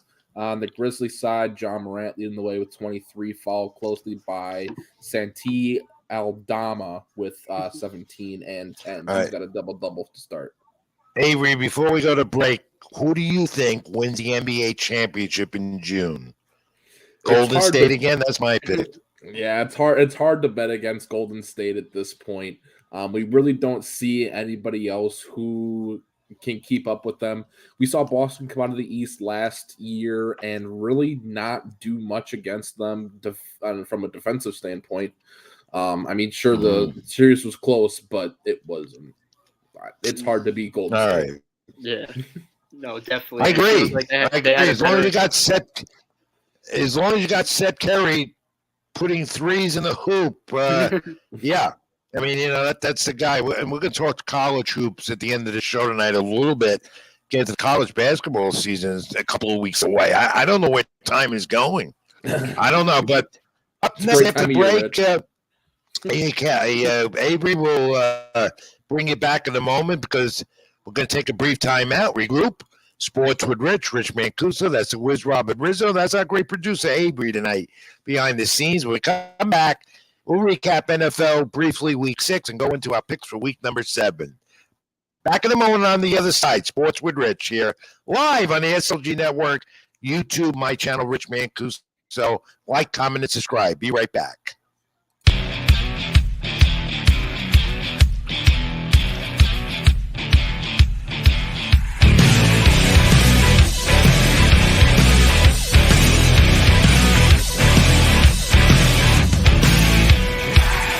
Lock the door and keep your eyes shut. The lights flicker, there's evil all around us. No one's safe from the nightmare. Cold sweat, so scared. Someone get me out of here. They say you better be afraid. The night's coming like fire from a hand grenade. There's no escaping tonight. It's coming alive.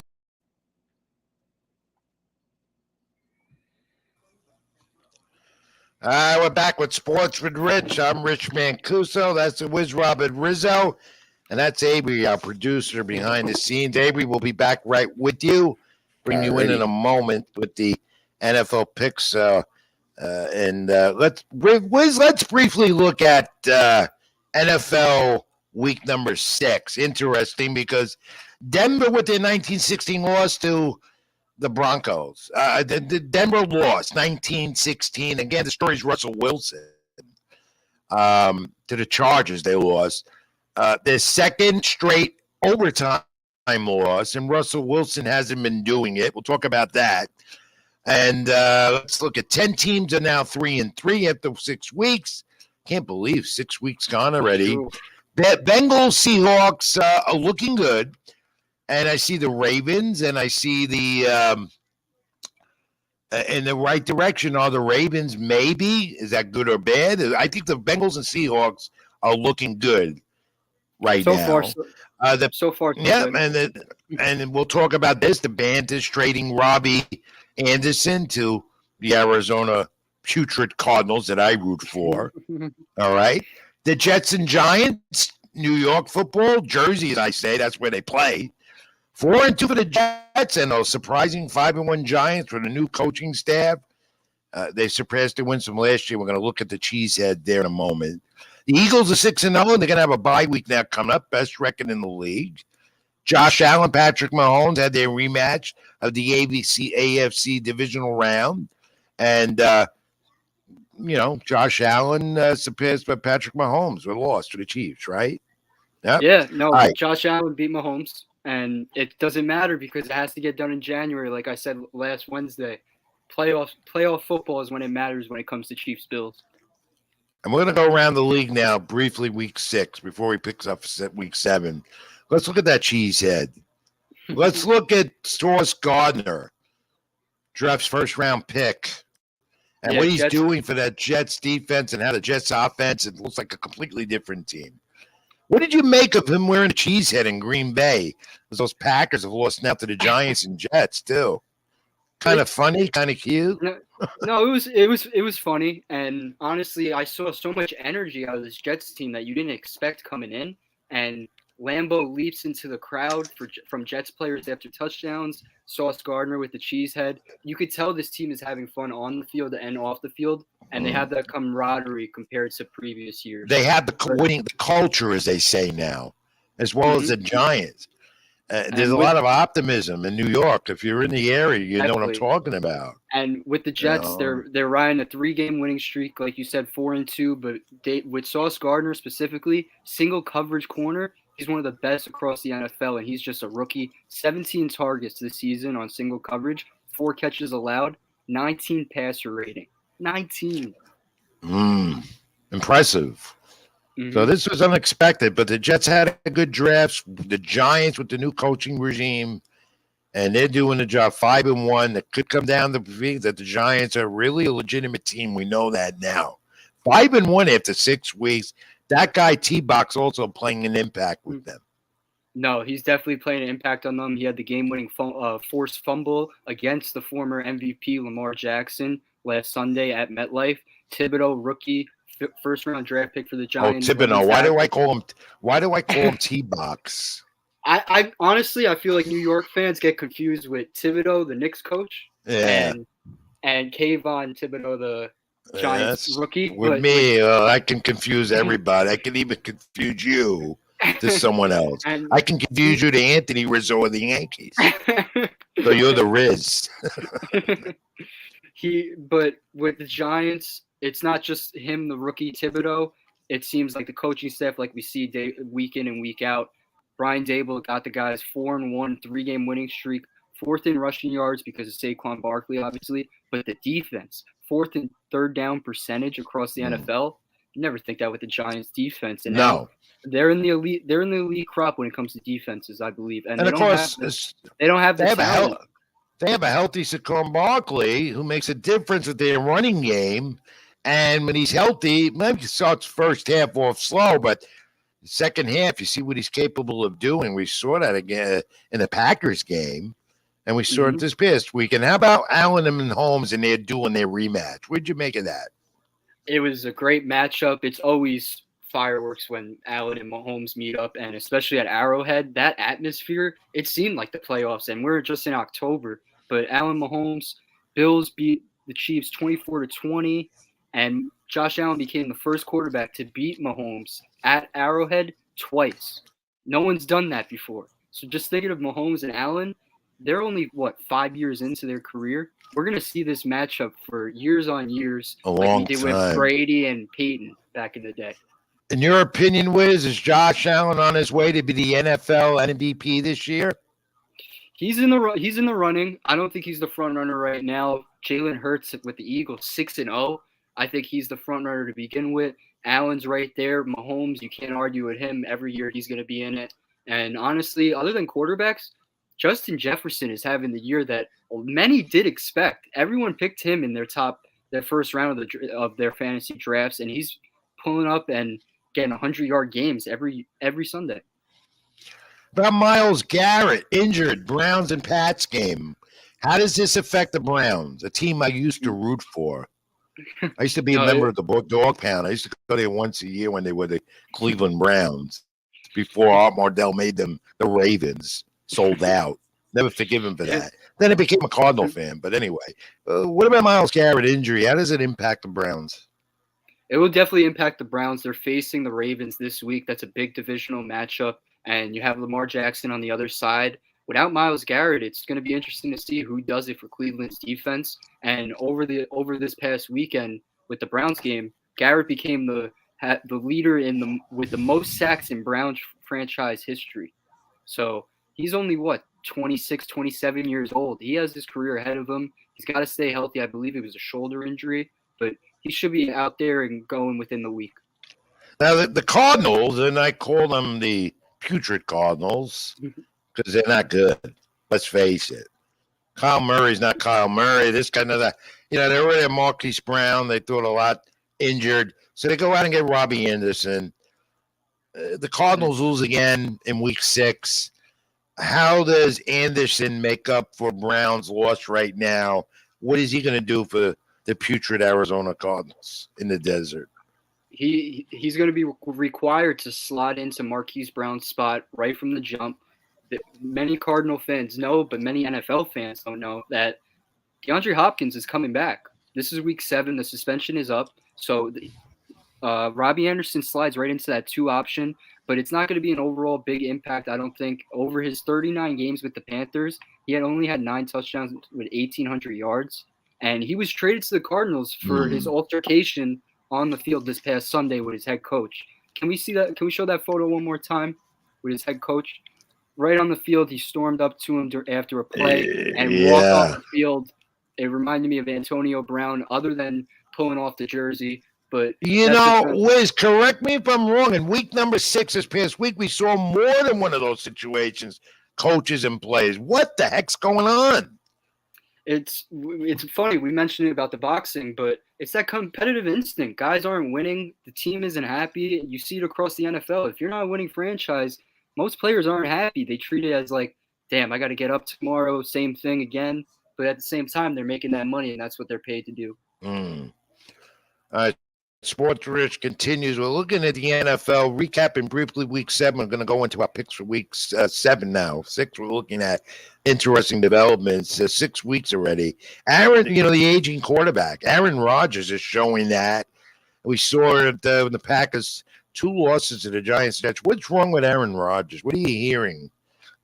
Honestly, it's been the offense. You have some NFL contacts, I know. What are they telling you?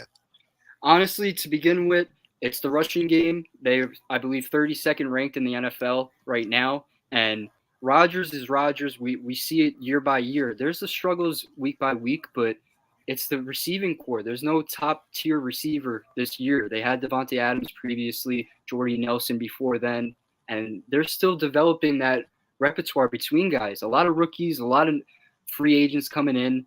Rodgers on the season, 9 touchdowns, 3 interceptions. What gets me most is he's been sacked 15 times. The offensive line has to pick it up for Rodgers to win ball games.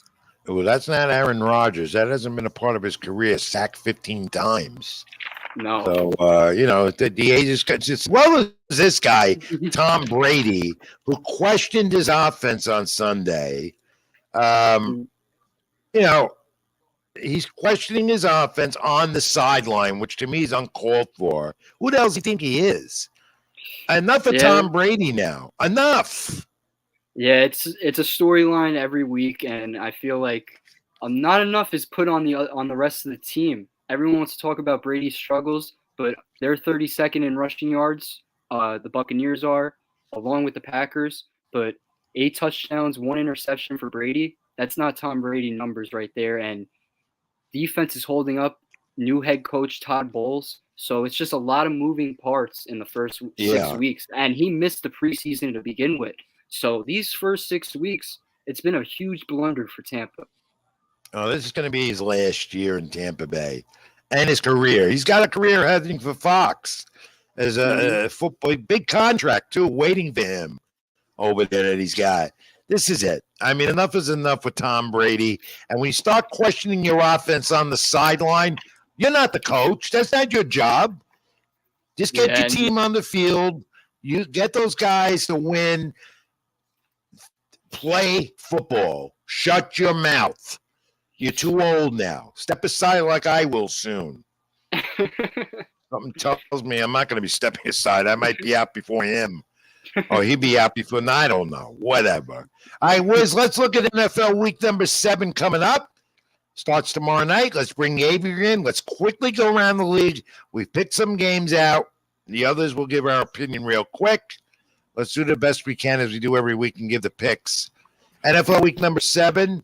The bye week. We're starting with the bye weeks. The Raiders are coming off theirs, and It's going to be the Bills, the Rams, the Vikings, and the Eagles. The undefeated Eagles 6-0 with a bye week this week. I always said the bye week is bad.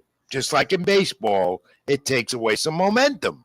It hasn't shown that all the time, but it does. There's a history of a bye week. Now, let's look at Thursday night's game tomorrow night, the Saints and those putrid Arizona Cardinals. Now, interesting with the Cardinals because they don't score in the first quarter. I don't expect that I think the Saints will win this. They're too. The Cardinals, to me, are putrid. I just don't see the Cardinals winning this game. I see a season of futility continuing. I like the Saints, guys. Real quick now, let's go around the horn. I'm going to go with the Cardinals. I like them at 2.5 right now. That's the spread, minus 2.5 with their total 44.5. And DeAndre Hopkins returned. Give me Cardinals all the way on Thursday Night Football. Yep, I like the Cardinals as well, even though I want the Saints to do well. I want them to do the whole bird gauntlet thing. I do like the Cardinals to win. Okay, thank you, Avery. At least I know you're a Cardinal fan. I think the next game we're looking at is the Giants and the am I right? Are we going Giants Jags? Yeah, we are. Yep. Great work, Avery. Always great work behind the scenes there. You and Cal with the graphics. Those Giants are 5-1. The Jags 2-4. Again, Saquon Barkley. There's more to that offense than just him. But it seems when he gets the ball and he runs and gains yards, the Giants win. I see them winning this game. I agree with you. I got Giants money line. The spread right now is Jaguars -3. I don't like the line. I'm going to avoid it. And it's going to be interesting to see how the Giants fare traveling to Florida. Many teams struggle against Miami, against Jacksonville and Jacksonville. So I'm still going to take Giants money line. I'll be interested on the under at 42. I like the Giants as well. That defense is really emerging as one of the top in the league. Outside, the Giants have plenty of weapons outside of Saquon Barkley. Okay, up next, I believe we're going Jets and is it Jets next? Yes, here we go. Jets Broncos. The surprising Jets 4-2 after 6 weeks. And the very disappointing Broncos. You know, the Jets are showing a new culture of winning. We talked about it. And they're showing a good defense, and their draft picks have come up. I like the Jets. They're going to beat the Broncos. That's how I look at it.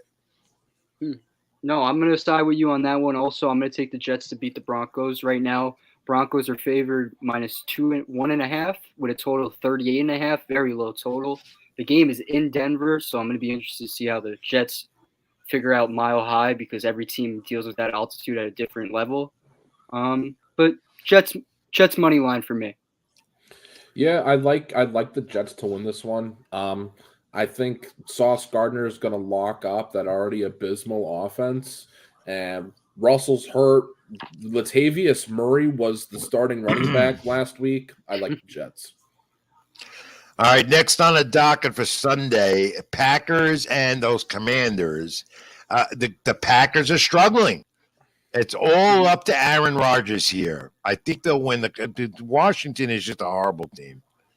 I can't go into the stats. I don't even have to go into the stats. And Aaron Rodgers struggling. You just can't continue to struggle like that against a team like this. I like the Packers. No, many thought the get-right game was last week against the Jets. I think this is the get-right game. I think the Packers, honestly, could drop 35 against the Commanders. Right now, the spread's -5. Give me Packers -5, even if it goes up to 8. Yeah, I want my Packers to do really well. I really hope that we can get a win against one of the worst teams in the NFL at this point. My Packers. He's another one, Avery. Who is this? You don't own this team. Yes, I do. Yeah, you do. The Green Bay ownership fans do. Yep, Green Bay is the only. All right, there you go. Good point. But I never talked about my teams as being my. Well, I own 1,000% of this team. So, what do you have? A brick in front of that Lambeau Field with your name? Nope, I got a piece of paper that has my name on it that says I spent $50 to buy a share. You and Cal together. You Yeah. own half of Green Bay teams. All right. Browns. The next game up is it is the Ravens and the is it the Ravens Browns we're looking at next? Yep, Ravens Browns. Right. The Ravens lost to the Jets, and Lamar Jackson can't stand still, and I don't see Lamar Jackson standing still in this one. So I like the Ravens. Oh, you like the Ravens? Yeah, I do. Oh, okay. I'm gonna go with the Ravens also. I don't like how Myles Garrett's most likely going to be out for the game against Lamar Jackson. That's going to be tough. The O-line has to figure it out. I don't like the spread at -6.5 for Baltimore. I'd prefer money line, or honestly, I might avoid this game. This You one might- seems like a you- fun you- one to avoid. It both might have a of fun these one to teams- avoid. Both of these teams love blowing leads. The Ravens have lost 3 straight on leads of 10 points or more at one point. But Cleveland does the same thing. I like the Ravens to win. By the way, you should avoid the Cardinals too. I'm not a gambler, everyone knows that. But, they failed to score an offensive touchdown for the second time this season against the Seahawks. So you don't go with the Cardinals. They suck. They're putrid. All right. Next, so the Chiefs now coming off their loss with the Niners, and Patrick Mahomes is not going to stand still either. He don't like to lose. I think he's going to have a nice offensive game here. Go with the Chiefs in my book. Yeah, I'm going to go with the Chiefs also. The spread is -3 for Kansas City. This is a rematch of the Super Bowl 2 years ago. Very interested to see it with Mahomes Jimmy G matchup, but I'm going to go with Chiefs -3, and the total's 48.5. I like the over. I like the over in this one also. We watched the Niners get exposed last week in Atlanta. They lost by 14. The Kansas City could cover the over by themselves. All right, and this is a game Sunday night on NBC. Everyone's going to watch this because Stewart's back with the Dolphins. Of course, his concussion and the protocols changed, but he's back. They say he's going to be starting. He's healthy. Let's see where it goes. Steelers, Dolphins. Stewart's coming out in his return, and the Dolphins win and get back on the winning track. I'd like to take the Dolphins here, but what I saw with Pittsburgh last week against Tampa Bay, I'm going to go with Pittsburgh +7. I think the line's too much right there. If it was +4 maybe, but Steelers +7, I'd take that with the under at 44.5. I do hope Tua is good enough to play. I hope this isn't just them putting him back in after their week at Buffalo and he's still got some issues going on. There's headlines that are going on still today about him. I hope he's okay. I like the Dolphins to win this one. All right, Wiz, pay attention. Your team plays Monday night. You may not be there. You might be at Yankee Stadium with me anyway. It's a game, potential game 6 would be, or Potential game 5. 6.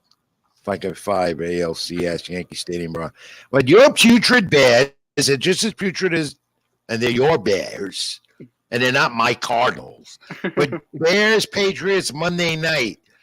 Come on, don't you think the Bears will win this? I think they do. I think Josh Fields will have a game. Beat the Pats.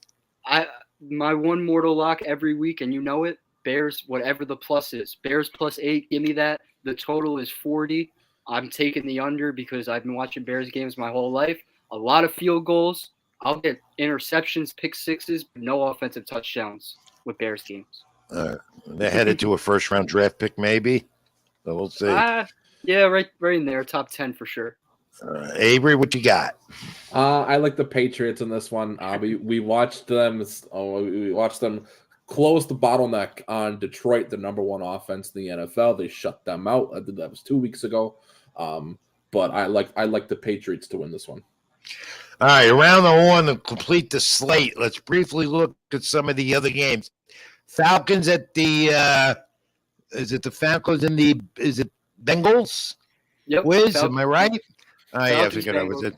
3-3 of the Falcons. Again, they're holding their own, and the Bengals 3-3.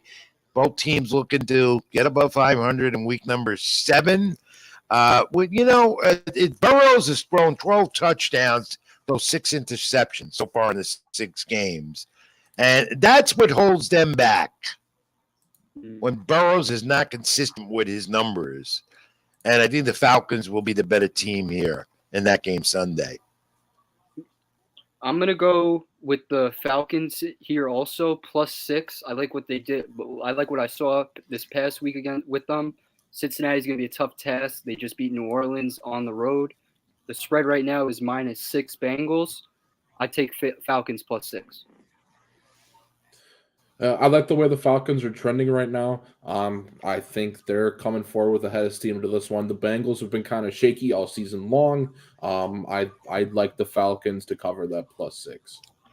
All right, this game has an interest. Dallas coming off the loss to the undefeated Eagles. Their quarterback, Drew Prescott, coming back after the broken thumb, made a quick and good recovery. The Cowboys are anticipating his return, and the Cowboys will need him to keep contending. Not that Cup didn't do a bad job, but Prescott's Prescott. Let's face it, guys. The Lions 1-4, the Cowboys 4-2. Cowboys win this, and they'll win it big. I'm going to go with Cowboys also. I think it will be a close game. The spread right now is -7. I like Cowboys to win the game. I'm going to avoid the line. And Dak Prescott over Cooper Rush every day. It's just a matter. We saw it this past week. System quarterback, the backup quarterback. It just wasn't working. It's Cooper Rush, not Cuff. I confused those two as well. Like I confused you, me, and Avery, and everybody else. All right, Avery, your pick. I like the Lions in this one. I think this is their bounce back week. We all know what that offense can do. I think the Dallas defense is a little overrated. I like the Lions to take a win this week. All right, quickly, Colts-Titans, another game on the docket Sunday. I frankly have no interest in that. I really don't. I think Tennessee, though, is going to have a good second half when you get off to week 8. And I see that starting. And the Colts, to me, up and down, up and down. I don't know what to make of them. I like the Titans. I like Titans to begin something here. No, I totally agree. They're up and down throughout this whole season so far. They beat the Chiefs but lose to low-tier teams. I'm going to go with the Titans here, -3. The total is 42, and I'll take the over on the total. I like the Titans here as well. It's hard to bet against King Henry and what he can do. Everybody knows what he can do. The key for Indianapolis is that if they can get Jonathan Taylor going, honestly, without him, the Colts aren't doing much. All right, let's wrap this up with, I think, 3 more games are coming to an end real quick. Panthers and the Bills. Buccaneers. Buccaneers. All right. Interesting. We know the quarterback of the Bucs. Who quarterbacks the Panthers? You never know. Who is it? Oh. I honestly don't know going into it. My bet, Hey. my pick was going to be Tampa, no matter what the spread was. Brady wins this one. I agree. Avery? Brady wins this one pretty handedly. This one's not even close. All right, then we got the Texans and the Raiders. The Raiders disappointing in the first 6 weeks of this NFL schedule, and they're coming off their bye week. So, the Texans. What do you talk about the Texans about? Except that the Houston Astros play in Texas. All right, but the Raiders coming off the bye week need to win. I think they win this, and they'll win it commandingly. Yeah, I'm gonna go with the Raiders right now. The line is -7. Las Vegas with a total 45.5. Week by week, I think the Raiders are going to improve with the bond between Devontae and Carr, with Jacobs, Waller. So give me Raiders -7. I like the Raiders to win this one, but don't count out the Texans. Damian Pierce is getting hot, and Davis Mills has proven he can be a good quarterback in this league. All right, and we got one more game to look at briefly, but I got to stop this a moment because the Astros just took the lead. 6th inning, Uriel Gurriel, the home run off Clark Schmidt. Home run, line drive to left. It's Houston 2, Yankees 1, Game 1 ALCS in Houston, Texas at Minute Maid Park. Seahawks Chargers, the last game. All right. 3-3 Seahawks. Geno Smith. Everyone thought again Geno Smith wasn't going to be the guy to replace Russell Wilson. Well, look at that. 3-3. Continues to throw for yards, puts points on the board for this team. The Seahawks are being a surprise. No one picked them to be where they are, 3-3 at this point. The Chargers are the Chargers. This, I think, is going to be an intriguing, good game of the week, guys. And I like the Chargers, though, to win this, but very close. The Seahawks got that feel-good story to them after letting Russell Wilson go. They paid DK Metcalf. I like what they've been doing so far this season, but I'm going to go with Herbert and the Chargers -6 right now with a total of 51. I think there's going to be a lot of points scored in this game, so definitely give me the over. Avery, the final pick. I actually like the Seahawks in this game. I think Kenny Walker III is going to have an outstanding game. They have DK. They got Tyler Lockett. It'll be a fun one to watch. All right, that closes your predictions for week number 7. Now, Avery, what's your record so far? Because I don't keep track of mine. I don't keep track of mine either. Right. I don't keep track of mine, but let me just tell you, it is lower than 500 for sure. You never know. All right, NFL guys, thank you. Week number 7. Let's see how you do this week. Starting tomorrow night, Cardinals play who tomorrow night? Thursday Night Football. I'm not watching that. I'm watching baseball. Yankees, Astros over that putrid Cardinal team. All right, Avery, get back to you in a moment. Thank you, my friend. All right. Let's get ready now. Put it up. It's at that time of the week. He missed it last week because I wasn't here. I know he loves this. There's the lion. Let's hear the music. And nobody beats the Wiz. Yes, Robert Rizzo is the Wiz. You know, I always kid him about his pizza, his burgers, his french fries, his eating habits, his sleeping habits, his coffee. Oh, by the way, the coffee, that's unbelievable. 10 cups of coffee a day. Yeah, well, I know. Why he's pissing all the time in the bathroom. All right? You got to see this in the ballpark, in the press box. I'll be right back. An hour later, he's back. He's doing it again. No kidding, folks. Coffee's good. Keeps us going. Nobody beats the Wiz. We here. We're in the mood now. Yes or no? I ask him the question. He comes back with his answer. Yes or no? Wiz, you ready? I know you missed it last week. Here we go. You know, the college football game of the week, and we'll get to this in our last segment briefly. As we're at the top of the hour, 10 p.m., we always go over. We say we're not, but we do. Tennessee upsets Alabama. All right? Fans swamped the field in Tennessee. They get the goalpost. The goalpost was sold. All right? Big upset in college football. Alabama off the undefeated. Yes to no? Do you like that idea of college football fans swarming the field after an upset like that and the goalpost being sold? I love college football for that exact reason. The atmosphere, the unpredictable factor at the end. You know, people. But all those people, I don't like that. Someone can get hurt. College students. They're 18 years old. They do not care. They're all full of alcohol at that time. Did you ever do that? Did you ever do that when you were in college? I didn't go to a school big enough for that. Yeah, but would you do that if you did? No, I wouldn't be that I think it's dangerous. I think it's dangerous. Then again, it's dangerous, you know, you'd probably buy everybody a hamburger. They set themselves up for that, especially at Tennessee. The stadium holds over 102,000. All right. So if a game like that happens, you got to expect chaos. All right. Nobody beats the Wiz, yes or no? And this concerns the baseball broadcasting team on TBS that we saw in the ALDS, Yankees, and the Guardians. Bob Costas came under a lot of controversy. Ron Darling didn't get his words in. There a lot of talk about Costas, too much history, and Darling couldn't analyze whatever. I'm not a Ron Darling fan anyway. I love Bob Costas, old school like me. TBS talk, as they're calling it. Do you like that? Did you like Costas and Darling, yes or no? It was average at best, honestly. I only listened to the road games because we were at Yankee Stadium for the 3 home games. And at the end of the day, that's a tough job to begin with, and you're pairing each other during the postseason. That's like the peak of the product. They should have started earlier with August games, September games, build that repertoire up. And like I said before, it was average at best. They definitely could have done a better job. Well, word tells me that Ron Darling wasn't happy about it. I have some sources there that told me that. I saw it in his face because I ran into him. We don't talk. I saw it. I could see he wasn't happy at Yankee Stadium. I saw it a few times when I ran into him. I could tell by facial expressions. People know when I'm not happy when they look at my face. They know. You know that. All right? All right, yes or no? Nobody beats the Wiz. Here we go. With 101 teams that won 100 games are knocked out of the postseason. The Braves, the Mets, the Dodgers, with all those wins eliminated. Do you have an issue with that, Wiz? No, I have no issue with that. That's the parity of baseball, especially with the postseason. It's not about 110 wins in 162 games.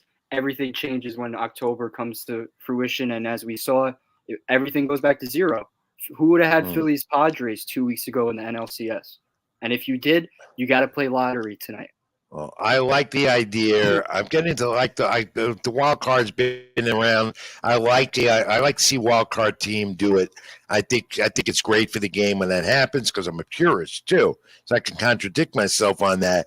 But I like, to me, when you knock off a team that's won 100 games or more, something special's happening. So I have no issue with it. All right, nobody beats the Wiz. Yes or no? Too much, a team wins the ALDS, clinches ALDS, then they could win the ALCS. They go to the World Series. That's the culmination. I've been to 2 locker room post celebrations already this season. The Padres in New York knocked off the Mets, their clubhouse, champagne, beer soak, whatever. They try to get me. They try to get every media member, but I know how to avoid it. I'm a veteran of those things. I don't want to go home smelling of beer and champagne. And then you got the Yankees doing it, which I thought wasn't going to happen last night. They got to get aboard. They got to get to Houston. Do you think there are too many? Do you like them? Do you like this idea? Too many champagne celebrations every time you clinch? I postseason series before you can get. Do you like that? Yeah, no, I definitely like it because it's too long of a season to not celebrate those moments. 162 games, and your season basically starts in February. It ends in November. So you like it? Yeah, you're with your teammates more than you're with your family, and for the Yankees to celebrate like that, I don't agree with it. I don't agree with it. And honestly, the one team that didn't celebrate this season that made the playoffs were the Mets. They clinched their playoff berth, and we're concerned about. Maybe they knew they weren't. Maybe they knew they weren't going to go further than that. Yeah, but true. But honestly, when you're looking back at it, you have to enjoy those moments because you don't know. Yeah, when but you're not going to pour champagne because you clinched a playoff berth. That's stupid. There's all right, and then they do it every time you win a series. I don't agree with it. I know it's an accomplishment, it's success you've achieved, but enough. And you got to enjoy the moment. I'm not saying you can't do it, Wiz. Just tone it down. You don't have to go crazy. Whatever. Yeah, we don't make those decisions. Nobody beats the Wiz. Here we go. Favorite home run call. We're hearing a lot of them in the postseason from different broadcasters. She's gone. Now, a lot of guys use that, including John Sterling here in New York with the Yankees. That's his home run call all the time. She's gone. Or you hear it's out of here, which is a very, very famous one. She's gone to me might be going on the sexist side now. It could cause something. Why is a ball called a she and not a he? I expect that to be coming up as an issue. What is your favorite home run call? And let me hear it. I can't call it. My favorite call this year. I thought Ricky Ricardo was teaching that how to do it in Spanish. No. I like listening to Ricardo. My favorite home run call this year, honestly, it's recently Yordan Alvarez, the 3-run homer, the walk-off.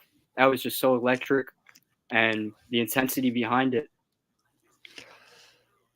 Yeah, that's a good answer. I'll accept that. Yes or no. Nobody beats the Wiz on the home run call. Finally, yes or no. I got. The Wiz is always on his phone. Mm-hmm. I'm surprised he still has battery power left during the course of a day or night. Meet the Wiz. He's on the phone. All right. When he's driving the car, he's not on the phone. He uses the GPS, and he's safe. He's a great driver. But he doesn't talk to many people on the phone though. Texting, score updates, whatever he's got to do. spills coffee like me on my desk, I have to make a call about that. See, you got me all excited. I just spilled coffee. You know I'm a notorious spiller. All right. During the course of the day, who do you speak to more during the day? And your average time on the phone? Be honest. Yes or no? Your mom, me, whoever. I honestly don't know. Probably you with all the work going on, but that it changes week by week. Yeah. Well, I can tell you one thing. You always have the answer because it's called every week here on the program. Nobody beats the Wiz. Thank you, Wiz. You're a sport all the time with this, my young protege. We're running late. It's after 10, top of the hour here in the East Coast. Sports with Rich. I'm Rich Mancuso. That's a Wiz Robert Rizzo. Brief timeout. Let me clean up. I spilled coffee. And let's take a brief breather real quick. Avery, let's do it. Let's come back, and we'll wrap up the show. We got some odds and ends and things like that. We'll do it right after this. Stay with us. What's good, everybody? My name is Caleb from the Bayou City Boys over here on the SLG Network. Happy to announce that we are now working with Dano's Seasoning. So if you're anything like me, you meal prep all the time, Dano's is the way to go, man. They got multiple flavors. Hit them up. Be sure to use our code SLG Network. Appreciate every single one of y'all. Peace. Spending money like it's nothing. I don't have a budget. Please don't get offended when you see the kids stunting. Got my queens with me, but it ain't no Scarborough bluffing. See, I'm riding solo while dependent bitches cuffing. I got all I need, me, myself, and I just love it. I've been gone. Spending money like it's nothing. I don't have a budget. Please don't get offended when you see the kids stunting. Got my queens with me, but it ain't no Scarborough bluffing. See, I'm riding solo while dependent bitches cuffing. I got all I need, me, myself, and I just love it. I've been gone. Riches stacking to the ceiling. I'm dick long. Could never change the side I've been on. In 100 years, I'ma still be with my day ones. When it's said and done, fuck where I'm going, it's all about where I came from. You don't know. I'm staying.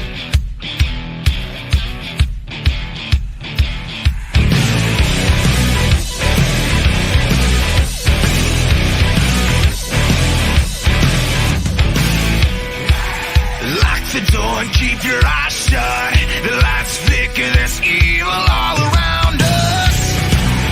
No one's safe from the nightmare. Cold sweat, so scared. Someone get me out of here. They say you better be afraid. The night's coming like fire from a hand grenade. There's no escaping tonight. It's coming alive. You know, Wiz, we're after 10. We're going to go just a second because what a mess I made. It happens with the coffee, you know? No. It happens with me. And you've been out there in the field with me. And at Yankee Stadium in the dining room, they are so glad the season's over with dining service because when I walk in there, they run. You know why? Something's going to spill. And I'm known as the spiller in the Yankee Stadium dining press room. And I did it here. I do it all the time. I got to get checked. No. We're wrapping up. We have a lot to do. The final segment. Don't forget, like, comment, and subscribe on the SLG Network, Sports with Rich. We go back Tuesday night. Unless otherwise known, check social media 8 to 10 p.m. next week. Next Tuesday night live. And we will also keep in touch on social media. Do that. Don't forget, like, comment, subscribe, SLG, my channel, Rich Mancuso on YouTube. Also, we're heard on Spotify and other what do you call? Podcasts. That's what we call it, right? And let's see, Ring 786, AOL, Spot. Well, that's scroll to the bottom of the screen anyway. Let's look at the final things going on. Let's first look at Fordham University and then go into college football, top 10, top 5. This team in the Patriot League doesn't get the attention. That's why. But for the second straight week, their quarterback, their Tim DeMont, the Patriot League Player of the Week. For Fordham, sophomore linebacker, also James Conway, Patriot League Defensive Player of the Week. They won 45-14 over Stony Brook up at Rose Hill. DeMont threw for 371 yards. They have a bye week. Then they're going to have the battle for the league title, most likely. They host Holy Cross in 2 weeks. Rose Hill. I got to go. And so do you. We got to see the Rams. Yeah, that's a big matchup against Holy Cross, 1 versus 2 in the Patriot League next Saturday, October 29th. Fordham doesn't play this weekend. They're going to prepare for that big matchup coming up. And honestly, Demeritt, he had a bad game on his standards because 371 and 3 touchdowns. You don't expect that. That's a bad week for him. But they put on him. Yeah. Up at Rose Hill in the Bronx at Fordham, he's the talk. Their college basketball season in the Atlantic 10, a couple of weeks away to tip off. College basketball, Kentucky, I think, came out as the preseason favorite already. So we'll be talking college hoops as well. Like I said at the beginning, all these last 2 hours with everything together right now. It's just crazy. I guess because baseball in the postseason running later than usual as well. College football, NCAA top 10. We're getting there. We're getting there as we're going to find out 6 teams to the College Bowl series. And that upset we talked about, Tennessee over Alabama, Saban, their coach, was living on the sidelines about a play. They're 6-0, Tennessee. They're ranked 3rd now. Ohio State number 2, but Georgia remains at number 1. That's the AP rankings as of this week going into the weekend. What do you think? Yeah. No, it's a good setup right now for the top 4, I believe. It's going to change every week with the upsets. So whatever we see now, in 2 weeks, it's going to be totally different. I was interested to see Tennessee move up that many spots after beating Alabama, but what do you expect? Beating Alabama carries that weight. And I believe we have a photo of the Tennessee Stadium. 102,000 in attendance showed up. And like we said, the field goal post was ripped off with everything, people storming the field. And 52-49 win by Tennessee. Yeah, Avery, do we have that photo? Because we could take a look at that. If we have that photo up of that Tennessee Stadium and those fans swarming the field. If not, that's okay. We talked about it. But that to me is a big issue. It really is. No photo, guys. Sorry. No problem. What did he say? You don't have it? No photo. That's okay. We don't need it. We would Avery do too many photos and we've run over. It's already 10:15 Eastern. We were supposed to be off at 10 again. Never count on me saying we're going to end at 10 o'clock, All right, so real quick, what's the Heisman Trophy talk? Who's in the running? Honestly, I think it's still the same as last week. C.J. Stroud at Ohio State leading the pack. And until they get upset, I think he's going to be the one to win it. And last year they had Bryce Young from Bama win it, and C.J. Stroud, I believe, finished 2nd. This is Stroud's year to win it before they both go to the NFL draft. Okay, more next week about that. Let's look at the MLS, and they are in their postseason semifinals in the conferences, East and West, going for the run for the MLS Cup. That team trying to defend it here in the New York area, NYCFC. The Red Bulls are out. Philadelphia, the number 1 seed in the East. Red Bulls at Montreal this coming weekend. They're in the Eastern Finals. Going to be tough. Montreal became a good team this year. The Red Bulls beat Miami at Citi Field, their other home field with the Mets play over the weekend. Got a good effort defensively. They contributed all around. Good crowd there to Citi Field as well. But now they're headed up to Montreal, Eastern Conference Finals, and the winner there, well, you know what happens from there. Yeah, they become the Eastern champion, then they go back to the MLS Cup. That's going to be a big matchup, and for it to be in Montreal with the fans over there, it's going to be a tough task for NYCFC to advance. Eastern semis, I believe, 1 o'clock, October 23rd. I think that's this Sunday coming up. But the last matchup between them, they tied 0-0 on July 30th. So expect a low-scoring game. NYCFC Philadelphia is still the Philadelphia Union. They're the number 1 seed. And Philadelphia has become quite a sports town between the Phillies, the Eagles. They always were, but they've got them all winning now. Yeah. The Eagles, the Phillies, and even their soccer team doing really well. And their Flyers are projected to do well in the NHL. So that the city of brotherly love, the boxing town as well. Champion City. And I know my buddy Luis Cortez down there is very happy. He keeps texting me, go Phillies, go this, go that. I agree. City of brotherly love, a city of champions. Could have them all soon. Another NASCAR fight. What's going on with these guys? Did you see this happen in Las Vegas over the weekend? Yeah, I saw it. Bubba Unfortunately, Wallace and the NASCAR champ Kyle Larson. We have an image of that, I think. Avery, do you have an image of the fight? it's up. There it is. Look at this. Coming to blows because Larson attempted the 3-wide pass until they got into it. That's ridiculous. That's the second NASCAR altercation with 2 drivers in the last month. Come on. Yeah, I know. It's unfortunate that we see that, and when guys get cut off like that, they're competing. I expect it, but not that daily. Like once a year maybe, but I feel like it's happening every month, every 2 months now. That's not road rage either. I've had road rage. Do you have road rage? No, I don't have road rage for the most part. I've had it. You don't want to see. I don't drive no more. I don't. But you don't want to see me with road rage. That's not me. That's where a lot of altercations happen in NASCAR. That's a sport. They say it's a sport. I don't think so. Without the car, you don't have a drive. What do you do? That's internet athletes. That's competition. Like billiards, that's not a sport, that's competition. Like horse racing, as popular as it is. Without the horse, you have nothing. Whatever, another issue. Just me venting again, don't mind it. All right, and Charles Barkley, Mr. Popularity. But he signs his deal with TNT, millions and millions. The kind we talk about broadcasters earlier and analysts. What do you think of Charles Barkley? Honestly, I'm not a fan of TNT to begin with. I like the pre and post game stuff, but in the game action, the halftime, I just don't like the setup they have.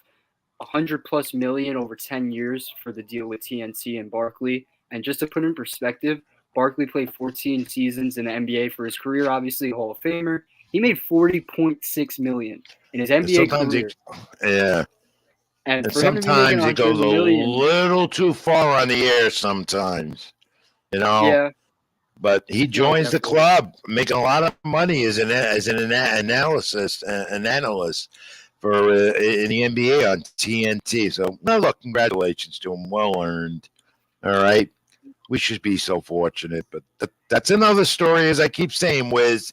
Finally, I want to bring this up because – my friends and colleagues from Puerto Rico, from Bayamon and San Juan, were in town this week, and we're finishing up a documentary I'm doing on Wilfredo Vasquez, former bantamweight champion.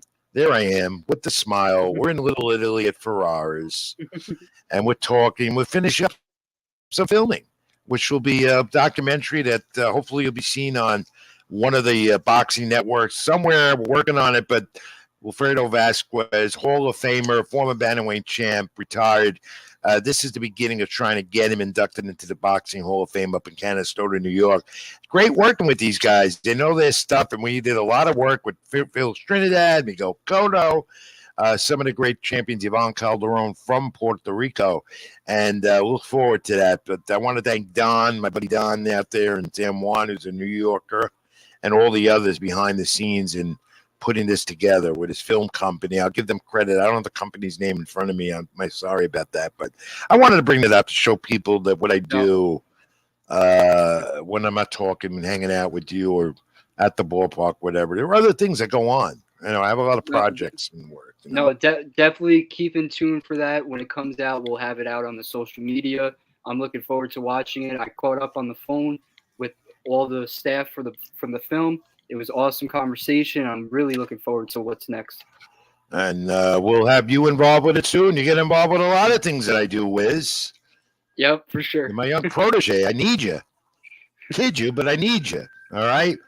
All right, Avery, come on in. We're going to wrap this up, but first we have to get an answer to the fact of the week, and we got to look at the Yankees losing to the Astros now. 4-1 bottom 7. I knew that's gonna happen. All right. No one got the fact of the week. You gave your numbers. The question again is a fact, not trivia. The NHL season. We're here right now. The hat trick, a big part of it. That's 3 goals. The fastest hat trick in NHL history. Time-wise, the 3 goals scored in how many, whatever, seconds, minutes. Happened in 1952. I'm not going to give you the name of the guy who did it yet or what team he was with. I could give you the hint. It happened in 1952. Both of you had 40. Who had 42 seconds before? You, Avery? I had 42. Avery did. And Wiz, you had 2:30? Yeah, I had 2:30. All right, take another shot at it. I'm going to go I can tell you with- this, Wiz, Wiz, because you were way off on your first one. All right, then I'm going to go a minute 15.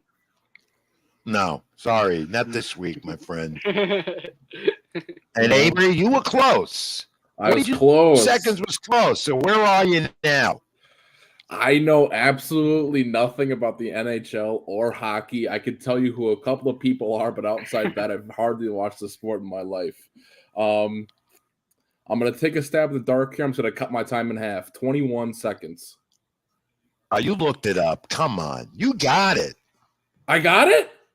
Yes, you got it. Let's go. Let's go. Let's go. There we go. You got it. Congratulations, Avery. How did you come up with 21 seconds? I just divided my first answer in half. Yeah, well, you're good at math.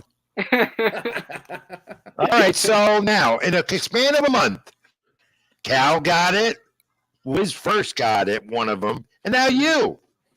So I got to make it more difficult, but